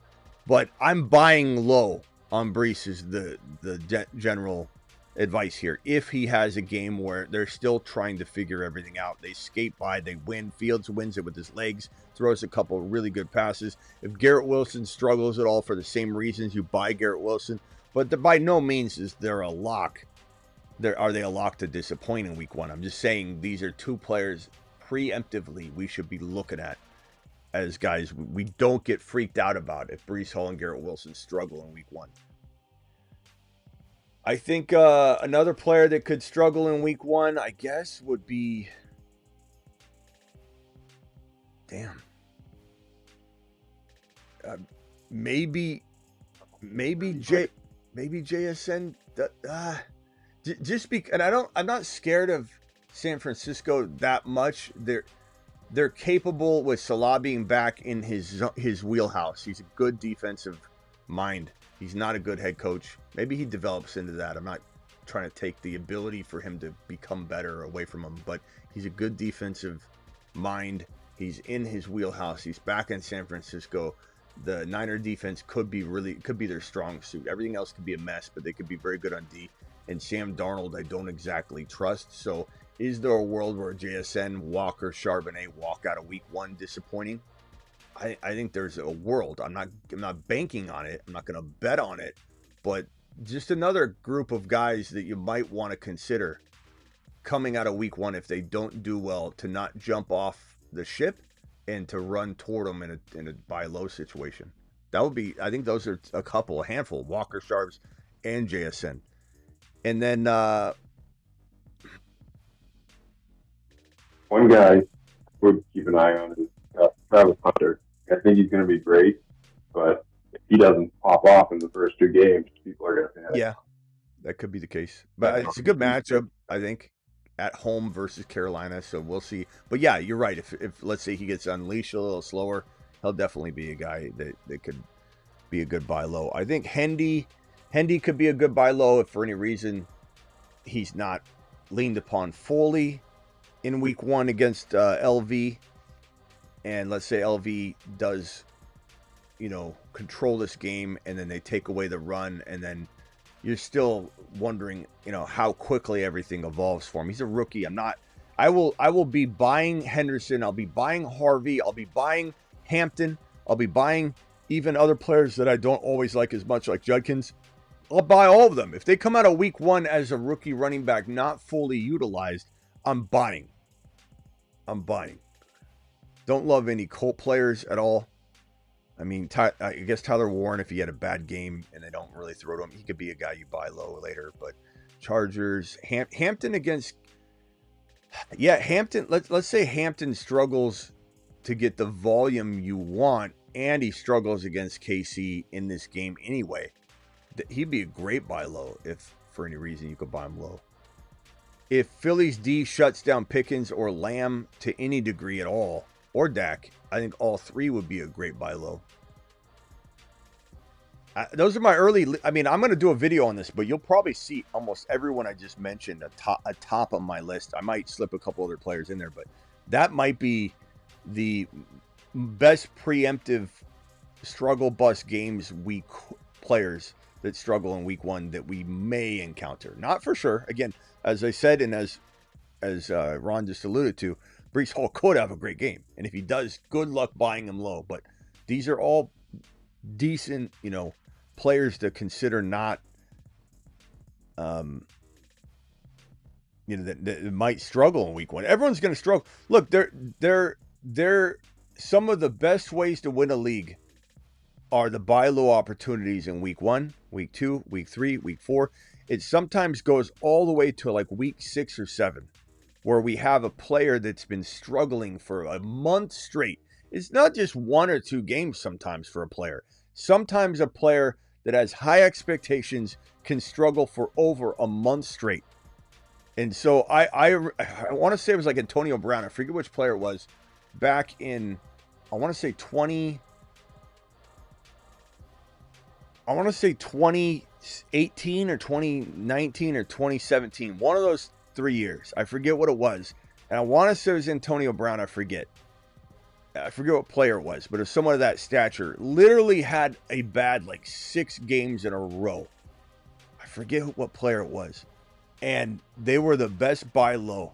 And they turned it on at the end of the year. I forget who it was. Damn it. I want to say it was AB, but I forget. But that happens, and that's probably my favorite part of the year is the buy low weeks 1, 2, 3, 4, sometimes 5, 6, 7 time frames where we're in here going buy low, sell high, buy low, sell. And there's sell high opportunities too. If Caleb Williams has a great game at home versus the Vikings, which I don't anticipate, but if he did, it'd be a good sell high right from the jump for me. The players I like in Chicago would be Monangai if you're trying to buy a free running back in a draft or he's on waivers. He's going to eventually be, I think, given a shot in Chicago to be the starting running back. So Monangai, the rookie, grab him. I love Luther Burden. I forgive Luther Burden for going to Chicago. And I still believe in him. And as much as I love Odunze, I did not want Odunze going to Chicago for the very reason that we've seen unfold for Odunze, who could have easily been a top 12 wide receiver last year as a rookie. And now he gets Luther Burden, who is Ben Johnson's guy, Ryan Poles' guy. They specifically, I mean, Ryan Poles drafted Odunze last year, but this is Ben Johnson and Ryan Poles' guy that they drafted together. And Luther Burden has every opportunity, especially if he's going to play the slot, which a Ben Johnson slot wide receiver can benefit greatly. We might see Luther Burden as the number 1 wide receiver on this team by week 10. It could take him a little time, and he certainly might be very close or tied with other receivers, DJ Moore, whoever, Odunze on the roster. But I think by the end of by week, double-digit weeks, week 10, Luther Burden could be the number 1 wide receiver. I wish it was Odunze. I wish Odunze was somewhere else. Part of me worries about Odunze not developing in that rookie year enough that he could start to get behind and then we never see the value. Just like Josh Gordon. It happens. Some great talents that could be top 10 wide receivers don't get developed properly. I just worry about Odunze a little bit. I like him still. If Luther Burden wasn't drafted to Chicago, I think we'd all be high on Odunze. He was certainly going really high before the draft. I feel like there's been a damper kind of placed over this situation for Odunze because of Luther Burden drafting and Loveland and just not knowing how it's all going to go. But I do think Luther Burden is the only guy I would love to grab because he's dirt cheap in Chicago. Everybody else I just want nothing to do with.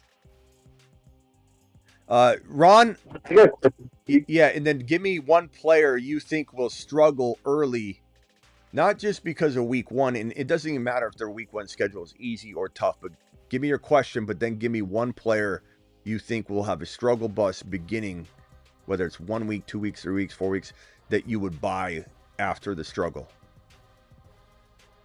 And then Travis, think of your guy. Quarterback. That was part of my question was going to be, out of the Buffalo players, who do you see buy low? Because historically, when Buffalo and Baltimore play, Baltimore usually kills them in the first game, especially when they're playing in Buffalo. And I think Buffalo's going to come out of the gate struggling. I don't like any I don't like any Buffalo players this year other than Josh Allen, who I love, and Ray Davis, who's practically free. So honestly, as much as I love Keon Coleman as a prospect, I don't love how they developed him. I can't really control any of that. Am I still on team Keon Coleman and rooting for him? Yeah, but am I on wait and see mode more than I am let's double down? No, I'm not a double down Donnie. Out of all the promoting of Keon Coleman I did last year, which was a miss for me, you would think that I would just double down if I was a double down Donnie, and that would be correct. But I'm not a double down Donnie, so I'm in wait and see mode. I'm awaiting William, and I'm going to wait on Keon. I would definitely jump on quickly on the train if it looked like the train was gaining momentum at all. But for me, I'm not a James Cook guy this year. I think major regressions in store. He's currently in holdout mode right now. We'll see how long that lasts, or if it turns into hold-in mode. And hold-in mode is still detrimental to the success of his upcoming season and the likelihood of injury. It's a little bit better than holdout mode, but hold-in mode is not much different. It's just a little bit better. I don't want anything to do with the Buffalo Bill players. I want Ray Davis. I want Josh Allen, and then I'm waiting to see on everything else. And I don't think the game affects it too much. I will. Buffalo's going to struggle overall this year then? No, because, I mean, they didn't last year really either. I think what kind of gets me about Buffalo is that this is a team that it's so frustrating because as a Buffalo Bill, fan, it frustrates me that they don't look at this the same way that Baltimore did, the same way that Philly did, which is the same way that I literally screamed from the rooftops, all offseason that walking into last year. So walking into last year, what did you guys hear me say over and over and over, beating it like a dead horse? I said that the Eagles need to go get Derrick Henry or Jacobs or Barkley. I said that the Ravens need to go get Jacobs, Derrick Henry, or Barkley. And I said that the Buffalo Bills needed to go get one of those RBs. And I know Cook had a great year, and I'm not trying to take that away from them, but I think Cook is a propped up paper tiger in a lot of ways. And I still think this team lacks a huge monster playmaker outside of Josh Allen. I don't consider that to be Cook. And this is coming from somebody that is a Buffalo Bill fan. So I'm going to tell you how I really believe and see it. I'd be all over Cook if I was just a biased fan that's throwing fandom at the situation. But they really should have attacked the wide receiver position. More so than Philly, because Philly's got great wide receivers. More so than the Ravens, because they got overall good pass catchers and Derrick Henry. But this team, more so than an RB, okay, fine, don't get an RB in 2024 offseason. Okay, you had James Cook deliver. You can lean on that if you want. So walking into 2025, they should have went hardcore after a wide receiver. They should have pushed all in at wide receiver. They should have traded up in the draft and got one of these elite wide receivers. They should have done something about it. They did nothing. They should have got Luther Burden. They didn't do anything about it. They should have picked up Isaiah Bond, who's still out there on bond as a free agent. They aren't doing anything about it. I don't understand it. So to answer your question, do I think the Buffalo Bills will struggle because of their inability to go find a big playmaker? And I think Keon could become him, but they didn't utilize him. It's like Green Bay. It's like they got Jaden Reed. They don't use him. So I blame Jordan Love and even a good coaching staff in Green Bay overall. I blame them for not having the wide receiver room that they should have, which is why I don't like Matthew Golden. I like Xavier Williams a lot, in some ways, because I don't know that Golden's going to be developed right. But Allen, even though Allen, this is the frustrating part that I was getting to, that I got sidetracked on, they'll still be a top 4 team in the conference. They'll still potentially be a top 2 team in the conference. But imagine if you got this man, Luther Burden. If you got him, Luther Burden, you'd be the favorite in the AFC. You would be probably a Super Bowl champion. This man would finally get his Super Bowl ring if you just gave him Luther Burden. And he wasn't that hard to get. Luther Burden didn't exactly go at the top of the draft. So I'm absolutely blown away. Every single offseason, when this team does what Green Bay did over and over and over, and they continue to do it. Yeah, Keon Coleman was nice, 2.1, top of round 2. They couldn't even take him in round 1. They had to trade back to 2.1, no 5th-year option. It just, none of it makes sense. The Buffalo Bills will still be a top 4 team, but they could be 1. They seem to not understand what time it is. Makes me upset. All right, Ron, who is your bounce back player after week 1 or 2 or 3? Who's the guy you're buying low because of an early struggle, whether it's 1 week, 4 weeks, whatever? Buying low? Yeah, the topic we were just talking about.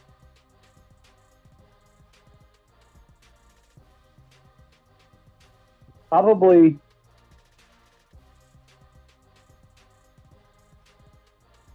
Oh, Let me come back to you. Keep thinking about it. Travis, who did you pick out as your guy? Similar to my Breece Hall example, similar to my Dallas Cowboy player examples. Go ahead. Well, just to note, like you said, any of those high-end rookie running backs, you know, if Hampton doesn't get the use, and he isn't the main guy yet. Obviously, those are obvious. But looking at the schedule, Chase Brown, for one, Cleveland's got a decent defense. Garrett Wilson, if things don't click, week 1 with Fields, by him. And then just on the off chance that Atlanta has their pass rushers together and attack Tampa Bay well, and Bucky doesn't have a great game. You know, there's already doubters on Bucky. Keep an eye on him. Yeah, Bucky would be great. You know, I don't want him to have a bad week 1, but if he did, I'd be somewhat excited too at the same time. I left these super chats up real quickly, guys. Hang tight for me. BBQ, I know you're still there. I'm sorry for the delay. Kyle, Ship, I appreciate your animated sticker. I saw it. Don't think I didn't see it. I appreciate you. Thank you so much. Ship, are you still there? Ship to the moon. Appreciate you, my boy. Phil, thank you for your super chat earlier. Kyle, are you still there? Kyle, I appreciate you. I'm sorry about the wait. You draft Tracy with any of your Scatterboo shares in Best Ball Mania? I wouldn't be afraid to, but have I yet? No, I have not. I think I'd just rather have another player and then have just Scatterboo, but that's me. You know, do I anticipate that I do that a couple times in 0 RB approaches? Maybe. So I don't think it's bad. I just haven't done it yet, to be honest with you. But it's not a bad move. Hey, Smitty, how about 50 gifted memberships, which he dropped, by the way, so. Let him cook. Thank you very much, BBQ, for dropping the 50 gifted memberships. BBQ, you still here, right? And Ship is here. Ship, appreciate you, Ship. You know, Ship to the moon. I see Ship in there. He's there. Thank you, Ship. Appreciate you, bro. Let's see here. BBQ also said, can you elaborate on coaching changes and how the players they draft can reveal potential usage for fantasy purposes, like Ben Johnson drafting Loveland and in Laporta's role and Burden and Amon-Ra St. Brown's role? Well, actually, I ironically didn't even know you asked that question when I did, talk about it already with Luther Burden. I think, yeah, there's certainly a lot of situations where you see, like, especially like a slot player like Luther Burden, who is the player that is being drafted by the new, coach. And so Ben Johnson gets his guy. And even though Poles is really, I think, pulling a lot of the strings in terms of drafting players, I think Ben Johnson had a big hand. I think Ben Johnson said, yeah, I want Loveland too, or whatever. But I do think Poles does appear to have a little bit more control. And do I wonder if maybe there's a pick or two that they were struggling on and Ben Johnson didn't get his first selection but did like the player? I'm not sure how that worked out, to be honest with you. It's just, you see Poles making all the calls. I usually do see the GM doing that, but I just feel like the way Poles, I don't know. It's hard to know. It does feel like a lot of Ben Johnson's moves because he got his Laporta in Loveland. He took his Luther Burden for his Amon-Ra St. Brown, or Amon-Ra / JMO morph, kind of, because he's fast. He's great. Luther Burden's great. But yeah, a slot wide receiver, that's great, fantastic news. I think you look at Liam Cohen changing teams, and you see Bucky, these midseason monsters here, Bucky and Tootin. And the fact that Tootin was drafted relatively high tells me that this is a player that Liam Cohen really, really wants on the field, or he wouldn't have made this selection. But Bigsby is going to be hard to it's going to be hard to take him down once the opportunity's there and he takes it. But Bigsby, maybe he's still a player that doesn't have the pedigree to some, or he could be injury prone to some. There's concerns some people have that I don't think are that legitimate yet because he's still such a young guy. But Bigsby, what he hold up is what a lot of people wonder.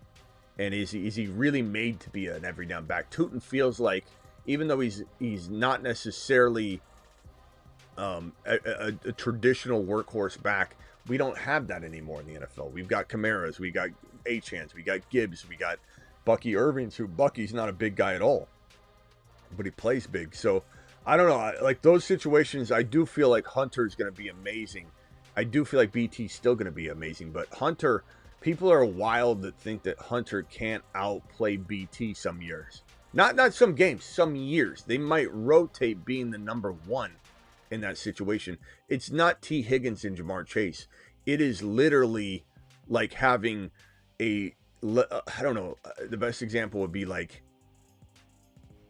having two Amon-Ra St. Browns, I think is what it's going to feel like in I'm not saying by style of play necessarily, but just in terms of value. Like we might not have Jamar Chase because Jamar Chase is literally the triple crown high, BT can have those games, but Hunter will pull him down a little, not enough to worry me because you're taking him 12 overall. Where's Amon-Ra St. Brown getting drafted? 12 overall, 13 overall. So I'm not even saying that much will happen to BT. He's still going to go he's going at 12 overall in underdog ADP.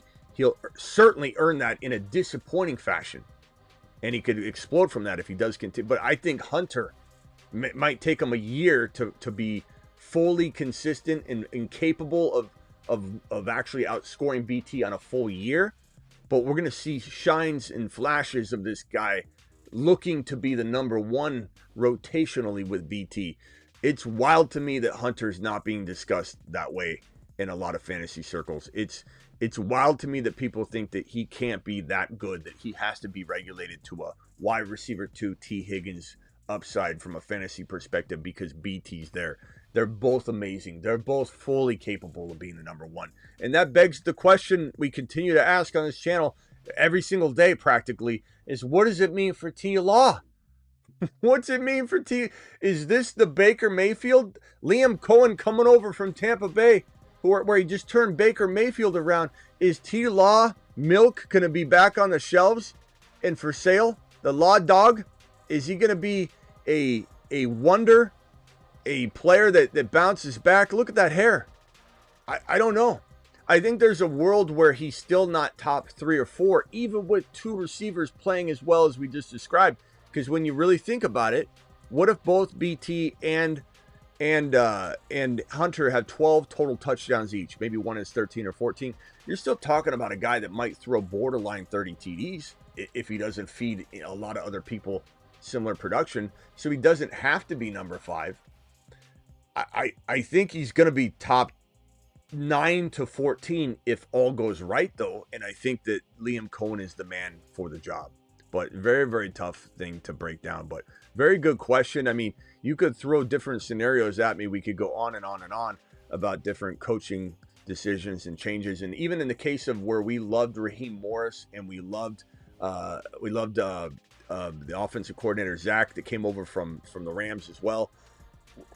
We love this entire situation that's over in Atlanta, but it did struggle to flip the switch. This staff that I did very much like from the Rams coaching tree coming over and being this OC and head coach conglomerate, similar to, you could say, the Washington situation, where you've got a defensive mind head coach, you've got Kingsbury, you essentially have 2 head coaches in a way.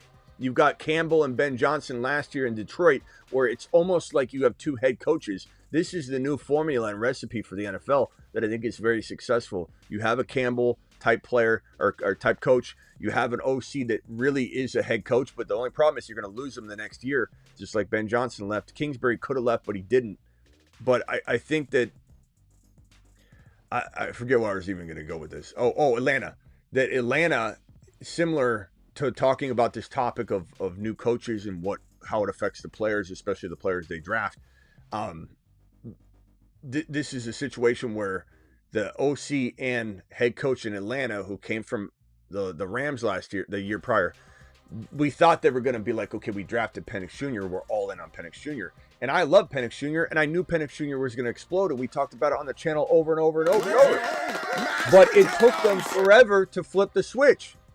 So just because we like a staff just because we believe in a staff, they might not get it done right away. And that's okay too. It doesn't always happen in year one. That's why the Ben Johnson expectations need to be, I think, curbed a little bit, because the success rate for a quarterback or for a new OC to go over and head coach, especially for the first time, is like somewhere around under 50% success rate.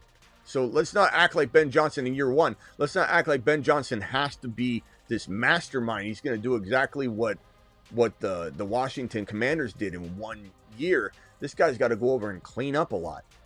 And then week one looks like the NFL wanting parity, I think is what you're trying to say. Yeah.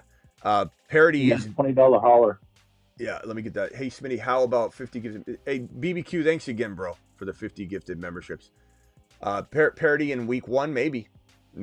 Shane dropping a 20 watt on screen. Harvey is a unicorn. You know who else is a unicorn? And I redid this graphic here. Ron Navy on the phone line. BBQ in the chat. Both unicorns. Let me press the button for you. He is a unicorn.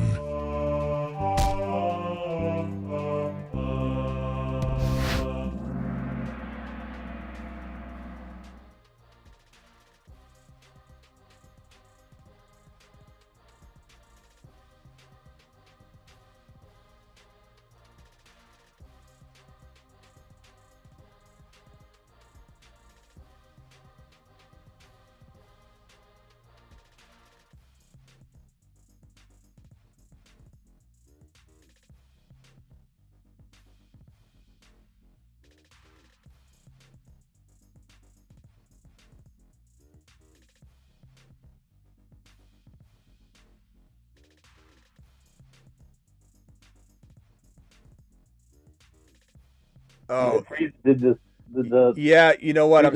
I'm sorry. Hold on one second. No, hold on one second. Let me. He is a unicorn. I was trying to describe this, but my mic turned off. So Ron Navy with the all-time super chat of $1,005. Ron Navy's that super chat qualifies over here. Highest super chatters of 2025. Ron Navy, Joe with the 500, Johnny 777, BBQ with 400, Michael K CPA with 400. Now BBQ could be number 2 if he wanted, but he's such a selfless person that he just funnels a lot of his super chat dollars down to the gifted memberships. $3.99 in gifted memberships in one show for New Age and for BBQ. So congrats to all my unicorn men who are on this board here. Appreciate Ron Navy, who is the highest super chatter in a single live stream with the $1,005 super chat. Somebody knock him off, though. I dare you. Yeah. Somebody knock me off. I'm waiting for it. Harvey is a unicorn, says Shane. And I need a video for Harvey. I got to get on top of that. It's got to be the next video drop is a Harvey drop. And the next emoji that opens up from all these gifted memberships from BBQ and New Age, I'm making a Harvey emoji. No doubt about it. Not a question in my mind. Before I jump, guys, I'm going to cycle the phone line off and then come back tonight. We'll do a show tonight. We'll draft tonight. Thank you, Shane, for the super chat. You're a monster with your $20. Alert. Super chat alert. Anything else, Ron? Yeah, to answer your question, I think after week one, I think one of the two is going to be surprising. You can get them both. Well, I think Noel or Higgins for Houston is going to be a good buy low candidate. One of them's going to step up, fill the Dell role. Now, I am not a Stroud believer this year. Not saying he can't bounce back. He clearly had the talent walking into year 2, hit a sophomore slump, everything unraveled. But it sounds to me, and I'm pretty sure you love the underdog. You're probably rooting for a Stroud comeback as well. So wouldn't he qualify in your mind as a good buy low, like even right now? I'm not in on Stroud right now. Yeah. I imagine you would be. I think he has a better year this year. Put more pieces around him. I think he looks better, a lot better than he did last year. I think he learned a lot from last year. Isn't it crazy how bad? Like, because I remember you like Stroud as a rookie. I like Bryce Young. And then Stroud blew him out of the water, and I'm like, okay, I guess I was wrong. Bryce Young looked horrible, but they didn't support him well. He went into the worst situation. Like, we knew there was a possibility that Bryce Young. On that. What? I'm not the biggest believer. Bet on that. I mean, God, I leave all the bets to you. Why didn't we? But here's the thing: is now the tables have turned. I think most people believe in Bryce Young more than they believe in Stroud. I'm not saying I necessarily agree with that right now. I think Stroud could have a better year than Bryce Young. I wouldn't bet on that now. But I think that Bryce Young's got more momentum. Stroud's more of a question mark. And it's just you look back on Stroud's, his sophomore season hadn't happened yet, and everyone was anointing him this fantasy football lord. He was getting drafted as a 3, 4, 5 dynasty QB. He was giving Caleb Williams all this advice. He walked up to him. Caleb brushed him off, and now I don't blame him in hindsight. But here's this guy who's about to blow and have one of the worst sophomore years we could have imagined, and it just unfolded for him. But I do think that you can't trip and fall into him, though.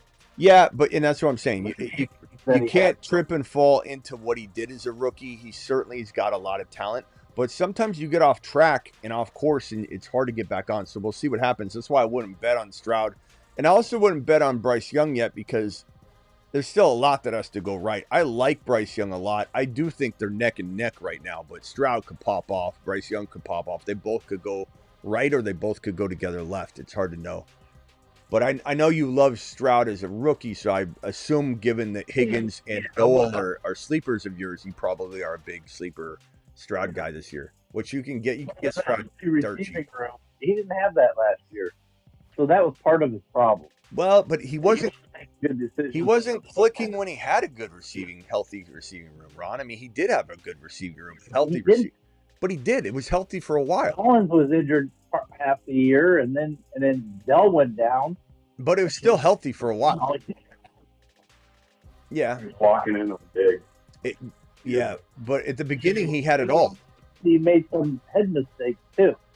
So I think he learned from it. I think he's going to have a bounce back year this year. Yeah, I don't know. I wouldn't bet against it. I'll say that. You tell me, hey, Smitty, put your life on the line. Hell no. Stroud's, he showed enough talent as a rookie that there's no way I'd bet against him, but I'm certainly not betting on him. There's a big difference. Just like I'm not betting on Bryce Young, but I'm certainly cheering and rooting for him. I'm rooting for Bryce Young more than I'm rooting for Stroud. And not just because I liked him better as a rookie than Stroud, but just because, I don't know, the guy was benched, totally mistreated, comes back with determination, earns the respect of the team, earns the respect of the league, earns the respect of fans who wrote him off and just called him too small. And I'm just really a fan of the guy that is Bryce Young. I'm very excited to watch him develop. But we'll see. Hopefully he went through a You what? We all have our underdogs we root for. Yeah, and I'm rooting for him, but I'm not betting on him. Travis should get his own emoji, in my opinion, at some point. That's not a bad idea. Such a huge part of the show. Thank you, Travis. Travis should get an emoji at some point. Oh, we'll look into that. Ron has to interrupt Travis's moment here.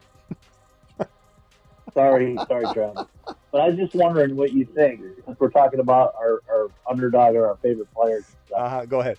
Do you think there's a chance that Kirk Cousins ends up at New Orleans? Yeah. Because think about it, Ron. There's only 2 spots he could go to. Kirk Cousins really stepped on his own junk in a way when you think about it. He was so bent out of shape about what happened to him last year, and you can't blame him. I mean, they bring him in, and then they draft Penix Jr. in the top 10. But I mean, the thing about it is him saying, I've got a no trade clause. You're not trading me until after the draft and the dust settles, so I know where I can go. He's got no teams left. There's nowhere he can go. He can go to Pittsburgh. He can go to New Orleans. And really, that's about it. Giants are off the table now. They got too many quarterbacks. There's just no real locations that he could go. So he really screwed himself by waiting and trying to be all worried about getting replaced. Minnesota too, if JJ don't work out. I don't think they want anything to do with that. They walked away from that a while ago, but you never know. back in. I don't know. I don't think so. But Yeah, he could go back there. I'll bet you on that. I'll bet you anything you want on that. I don't think that's happening. 0%. I'll give you odds on that because I know it's not a fair bet. But if you want to take odds, I'll do odds on that. You tell me the odds, whatever it is. Even when there's no, it has to do with his kids in school and the family. They just moved to Atlanta, and that's where his wife's from. And I think that had a lot to do with him pushing the no trade clause. Maybe, but he's got no choice left. He's going either to New Orleans or he's staying put, or he's going to Pittsburgh, which might not be an option because Aaron Rodgers is gonna, probably be playing, especially the scheduled. If this doesn't tell you that Aaron Rodgers is going to the Pittsburgh Steelers at the Jets in Week 1, I don't know what does. Aaron Rodgers has been called by Goodell. Are you coming back? Yeah, I almost done with my Sweat Lodge episode. I'll be there. Don't worry. And it feels like it's going to happen, but you couldn't see a world where JJ he either just sucks or gets hurt, completely hanging in the wind. Oh, like a mid-season trade, like an injury happens, maybe, but I don't know. I don't know. I mean, once you close the door on a relationship like that, it would be beside himself. Who? Hurts would be beside himself because no one's back to the Vikings. Hurts would be beside himself? Oh, Perps. Remember our boy Perps? I thought you said Hurts, like Hurts cares. I was like, Hurts doesn't care. He's not concerned about that. Oh, Perps. I got you. Okay. So Perps would be beside himself. Yeah, maybe he probably would, but I don't think that's going to happen. There's certain relationships, especially the quarterback position. Receivers like Keenan Allen going to the Chargers again, that's certainly in the cards, and I think that happens.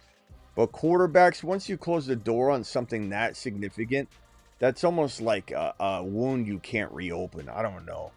I would highly doubt. Eddie. Okay. I'm going to make that a bold prediction. I got a couple of them, right? Yeah, I'll put it up on the board, sure. On Minnesota Vikings. I don't care if it's the final.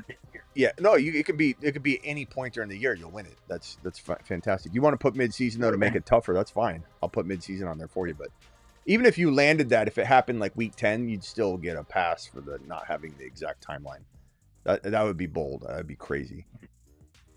All right, Ron. We'll see you later, bro. One of my bold predictions. All right, hold on real quickly. Later, chat. Later, bro. Take it easy. Gump is on the line here.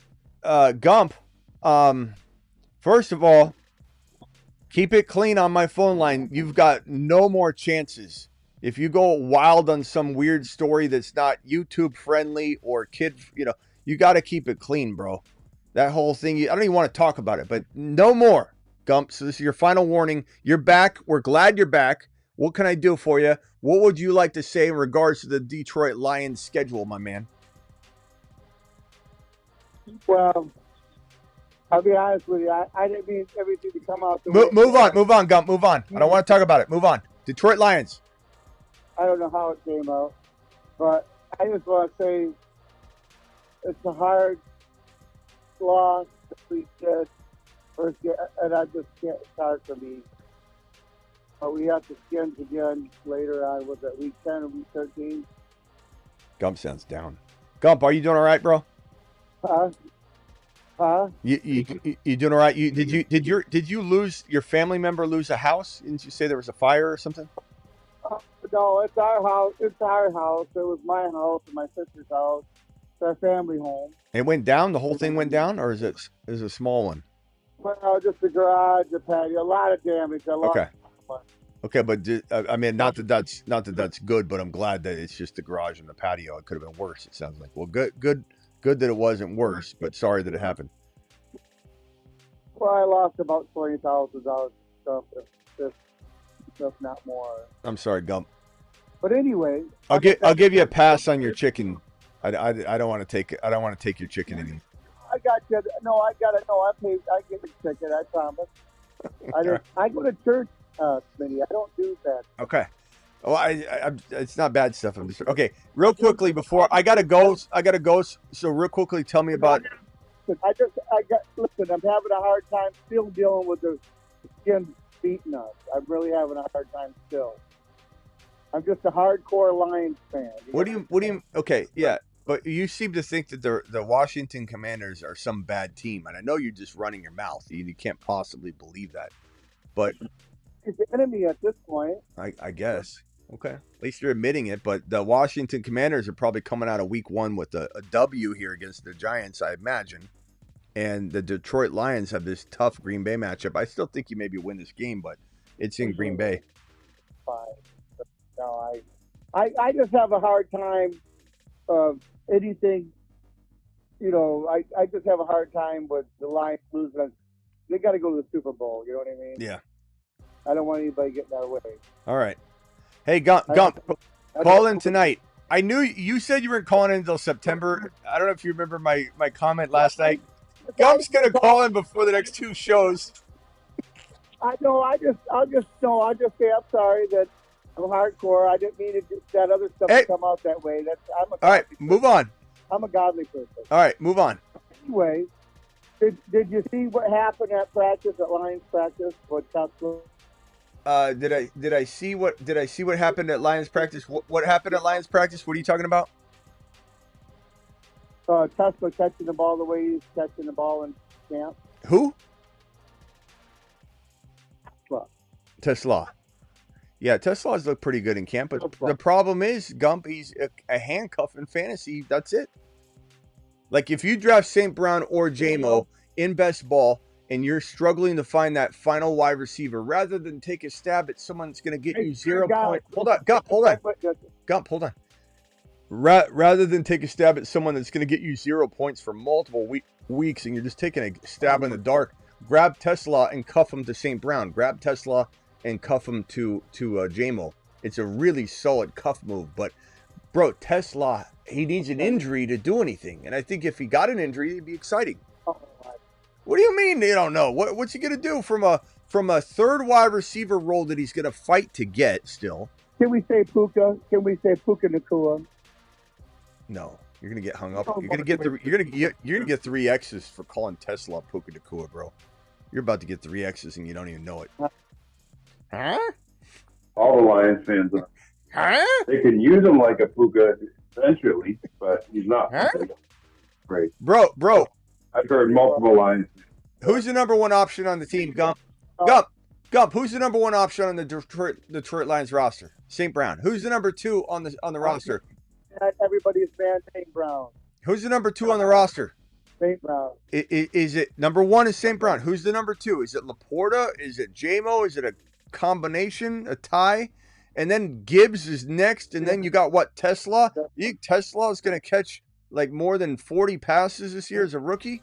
He'll be exciting from a fan perspective, a Detroit Lion fan perspective, but stop throwing around things like Puka Nacua when he has no opportunity to get targets.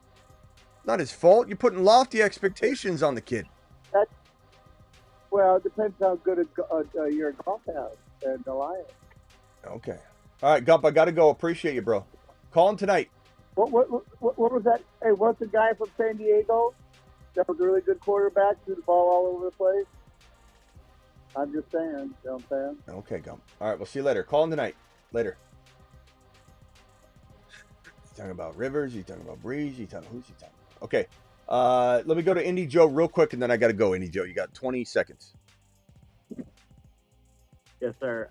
So counts there. Basically, what I love about this first week matchup is Indianapolis versus Miami, man. Like, who's going to be my question is, who's going to be the number 1 fantasy football player, in your opinion, in that matchup? Indy Joe, you aren't looking at this thing like a solid thing for Indy, are you? No. Okay. No, it's a sincere question. Okay. Well, no, I didn't know if you're like, look at this match. Is it going to be like Tyler Warren? Could it be JT? Who's your quarterback? Trick question. Who's your quarterback, Indy Joe? No fucking idea. Yeah, I think it's gonna be I think it's gonna be the HN show, but who knows, bro? Who knows? I mean, maybe Tua maybe 2. Yeah, so you're gonna say, yeah. Who knows? But yeah, But okay, I guess. What do you think I was going to say? Like, you know, Look, JT should have a good day. Does he have 200 yards and 3 touchdowns? I don't know. I think what the problem you're going to have is Miami, if they get out to an early lead and they abandon the run to a degree in the second half, then like JT's not going to deliver as much as you would want him to. And that's going to be the par for the course and problem with JT in 2025. So, you know, JT's a good player.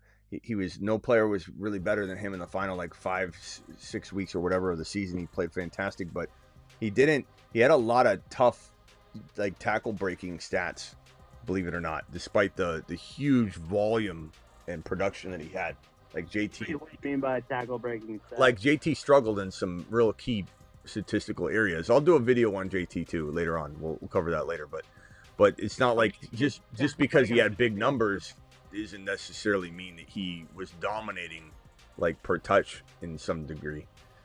But yeah, JT is, you know, he had a good opportunity. He took advantage of it at the end of the year. And I think some people want to translate it over.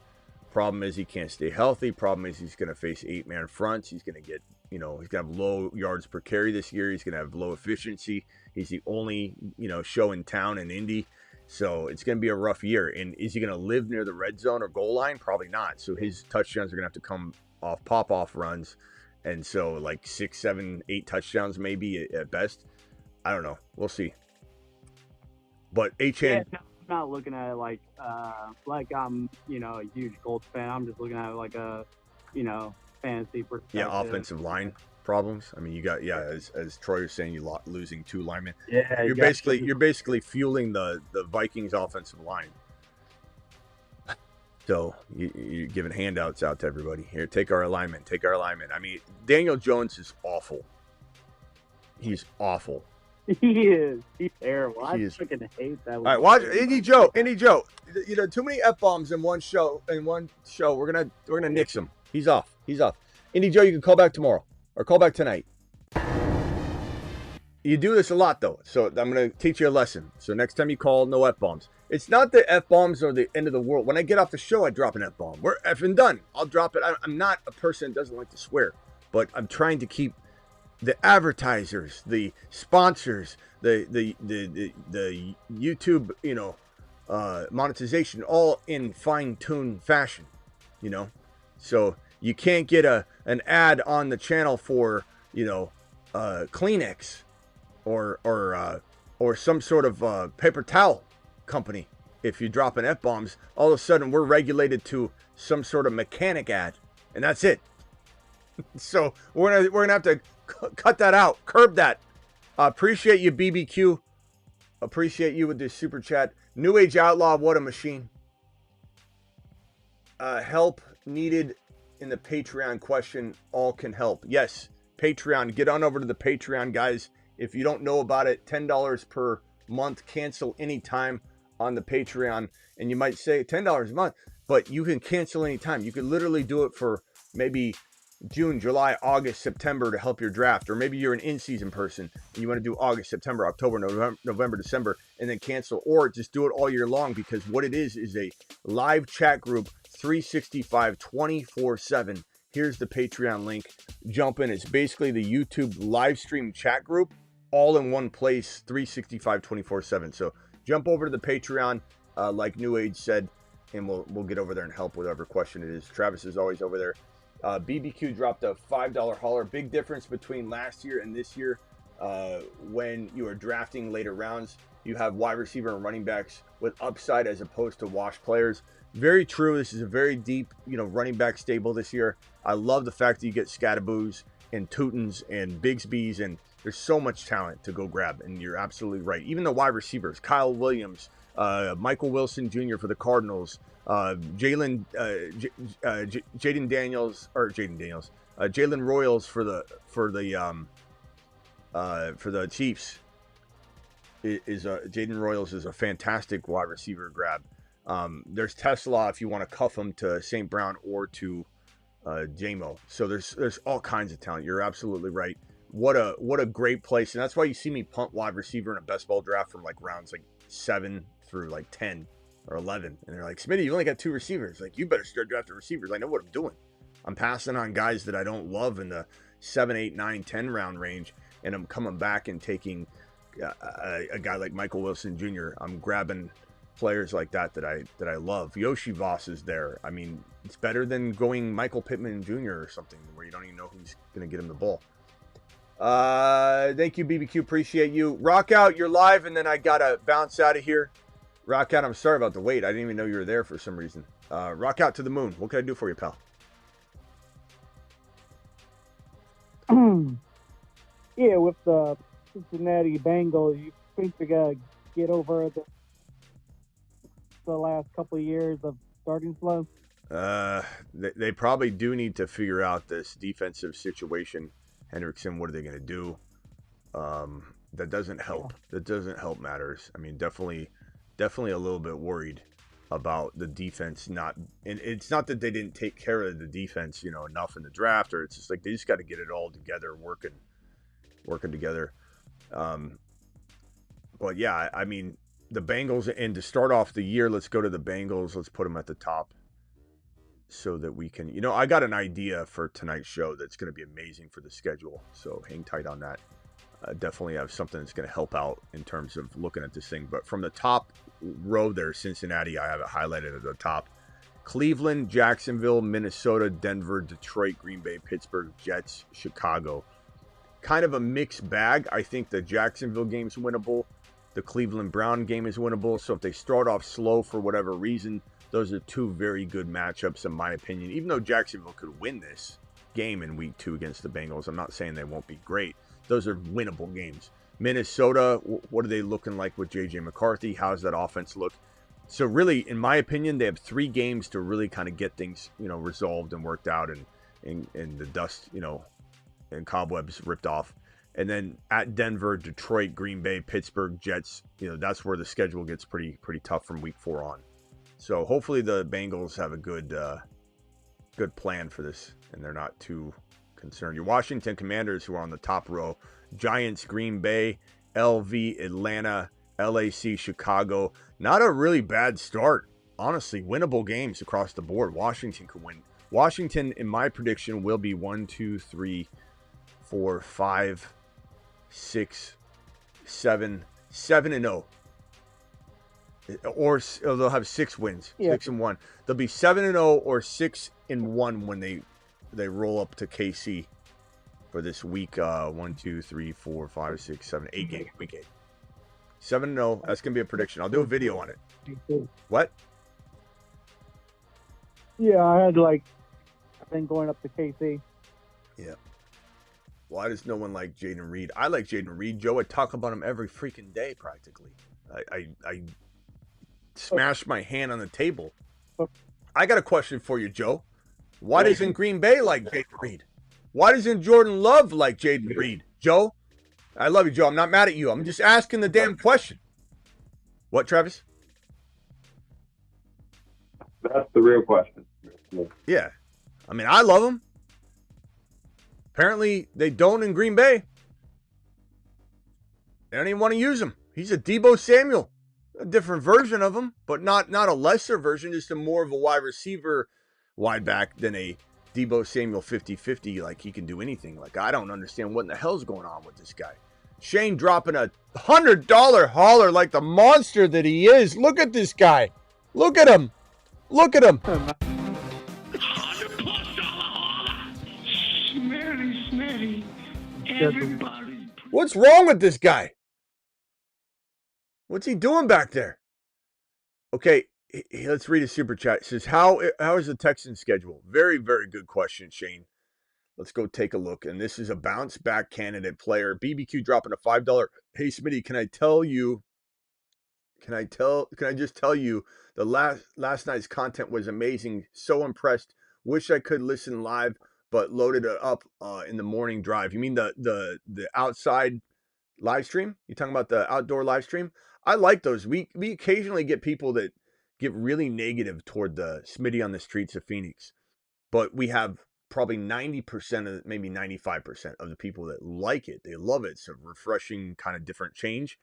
And the vertical live stream with the polls, it's fun. And I tend to try and do that once per week during the season. I really need to do it once per week, period. But you occasionally get these negative Noahs that will come in and say, hey, I don't think you should be doing videos outside of the live stream. Or I mean, the studio. I think you should stay in the studio. Like, why'd you even go live? Like, people get real upset and territorial over where I do my live streams. But anyway, thank you for the super chat. Shane wanted to know the Texans schedule. Texans schedule. Let's go looking for that. Houston is at the top of the screen there.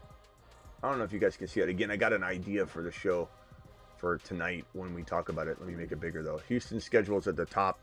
So the Rams, Tampa Bay, Jacksonville, Tennessee, Baltimore. Kind of, could be one of those seasons where, this is a 2-win, 1, 2, 3, 4, 5, 2 and 3, maybe into the bye week. Maybe 3 and 2, but I don't know that's going to be much different than that, personally. Because I think the Rams are going to be on fire. Texans are trying to bounce back, so the Rams, I think, are going to win that game. Tampa Bay, we'll see. Maybe the loss of Liam Cohen makes Tampa struggle a little bit in the beginning of the year. Jacksonville, where Liam Cohen is, maybe they take some time to gain momentum. Tennessee, they can win that game. Tennessee could win that game. Baltimore, I think they lose that game in Baltimore. But I'd say like 2 and 3 to start the year, bye week. And then after the bye week, Seattle, San Francisco, Denver, Jacksonville, Tennessee, Buffalo, Indy, KC, Arizona, LV, LAC, Indy. There's definitely winnable games in there. Like Tennessee again. I think maybe you split that. The Jacksonville games, maybe you split that, so you win one of the two. So there's potentially 4 or 5 wins there. Buffalo, you lose. Indy, you could win. You could win both the Indy games, potentially.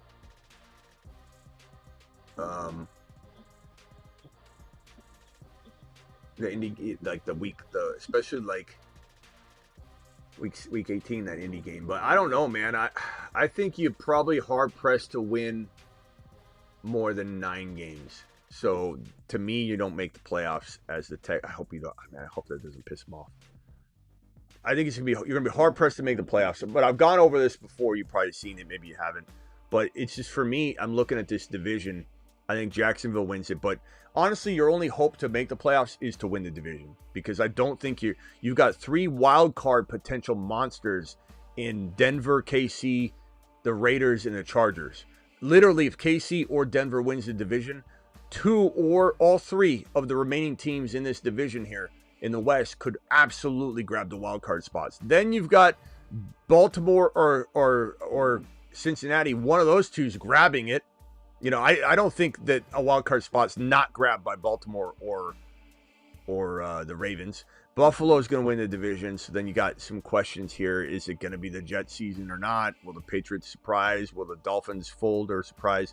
So there's opportunity, but if you don't win the division, it's going to be tough.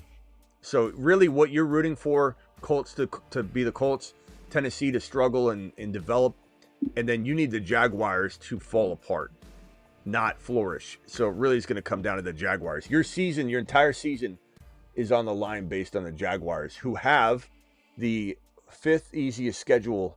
Is it 5th or no, 6th easiest schedule in the entire NFL, according to the Vegas win total odds. Not anything crazy yet. I don't like this schedule yet. I'm going to come up with my own. I even come up with my own schedule, strength of schedule. It's different than everybody else's, but appreciate your $100 holler. Rock out. Any final thoughts? Yeah, another buy low option after week 1 could be Jacksonville running back as far as who's going to be good after week 1, or maybe they struggle, but there's a buy low potential for one of the Jacksonville running backs. Yeah, Jacksonville will be hard to peg out the gate because we don't know. We've heard Liam Cohen say, I'm going to use ETN 20 times a game, or Bigsby 20 times a game. And then he dressed Tootin. So, we really don't know. I have a feeling that ETN's earned his spot, but maybe he gets taken from him. So I think week 1 could be harder to figure. We'll probably have clarity here, though. We need some, some July and August action to kind of, I think, sift through the noise. No problem, Joe. I just had to move on from it because you're repeating yourself. repeating offenses, so I just had to deuce the call. But you can certainly call back. I'm not mad at you. Just clean it up. Rock out. I'll see you later, bro. See you tonight. Yep. All right. Gump, final thoughts. 10 seconds. I'm out of here. What week do we play the Skins? Is it week 13? Detroit plays the Washington Commanders in 18, 17, 16, 15, 14, 13. Week 13. That's when you lose to the Washington Commanders in Washington. Yeah, who do you think will win that game? That's what I just said. That's when you lose the Washington Commander game in Washington in week 13. No. No. No. Agent. Win that game. Agent. I'm serious. I think we win that game, Agent Smitty. All right, later, bro. I got to go. Call him tonight. Well, wait a minute. All right, Travis, appreciate you. And I do agree that someday, Travis, will get an emoji very soon. I do have to be selfish and make the next one Harvey. But once we get another one opened up, or if I could get rid of one, and if you're okay with this, I would like it to be a dual emoji that be something like of the sort of like Travis, but also like moderator. So like moderate this. Did you like, somebody's doing something wrong? Like they're calling Travis. They're calling like maybe a Superman looking logo with like a T on it or something like that will be Travis's. Something like that.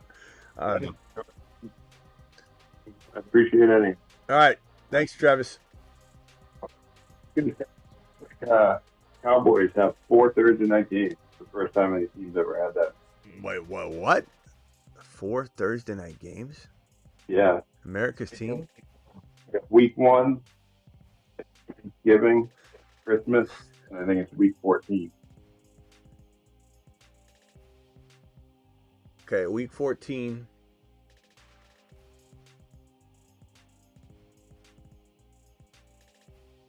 Doesn't all show there because they opened the season week 1 against the Eagles on Thursday night. Then they have Thanksgiving and Christmas as well. Well, okay, so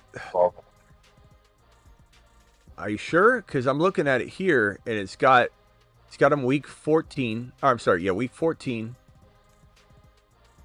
I don't see him anywhere else. I know week 1 they're not showing, but you're telling me that they don't have a Thursday game listed here? I think this is just Amazon Prime. Oh. Let's see, week 1. Okay, so 1, so 2,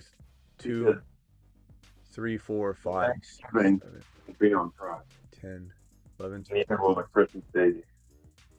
Well, this has, okay, so week 18, you're saying. So week 18, week 14, week 1. I just see 3 then. That would be 3. I think.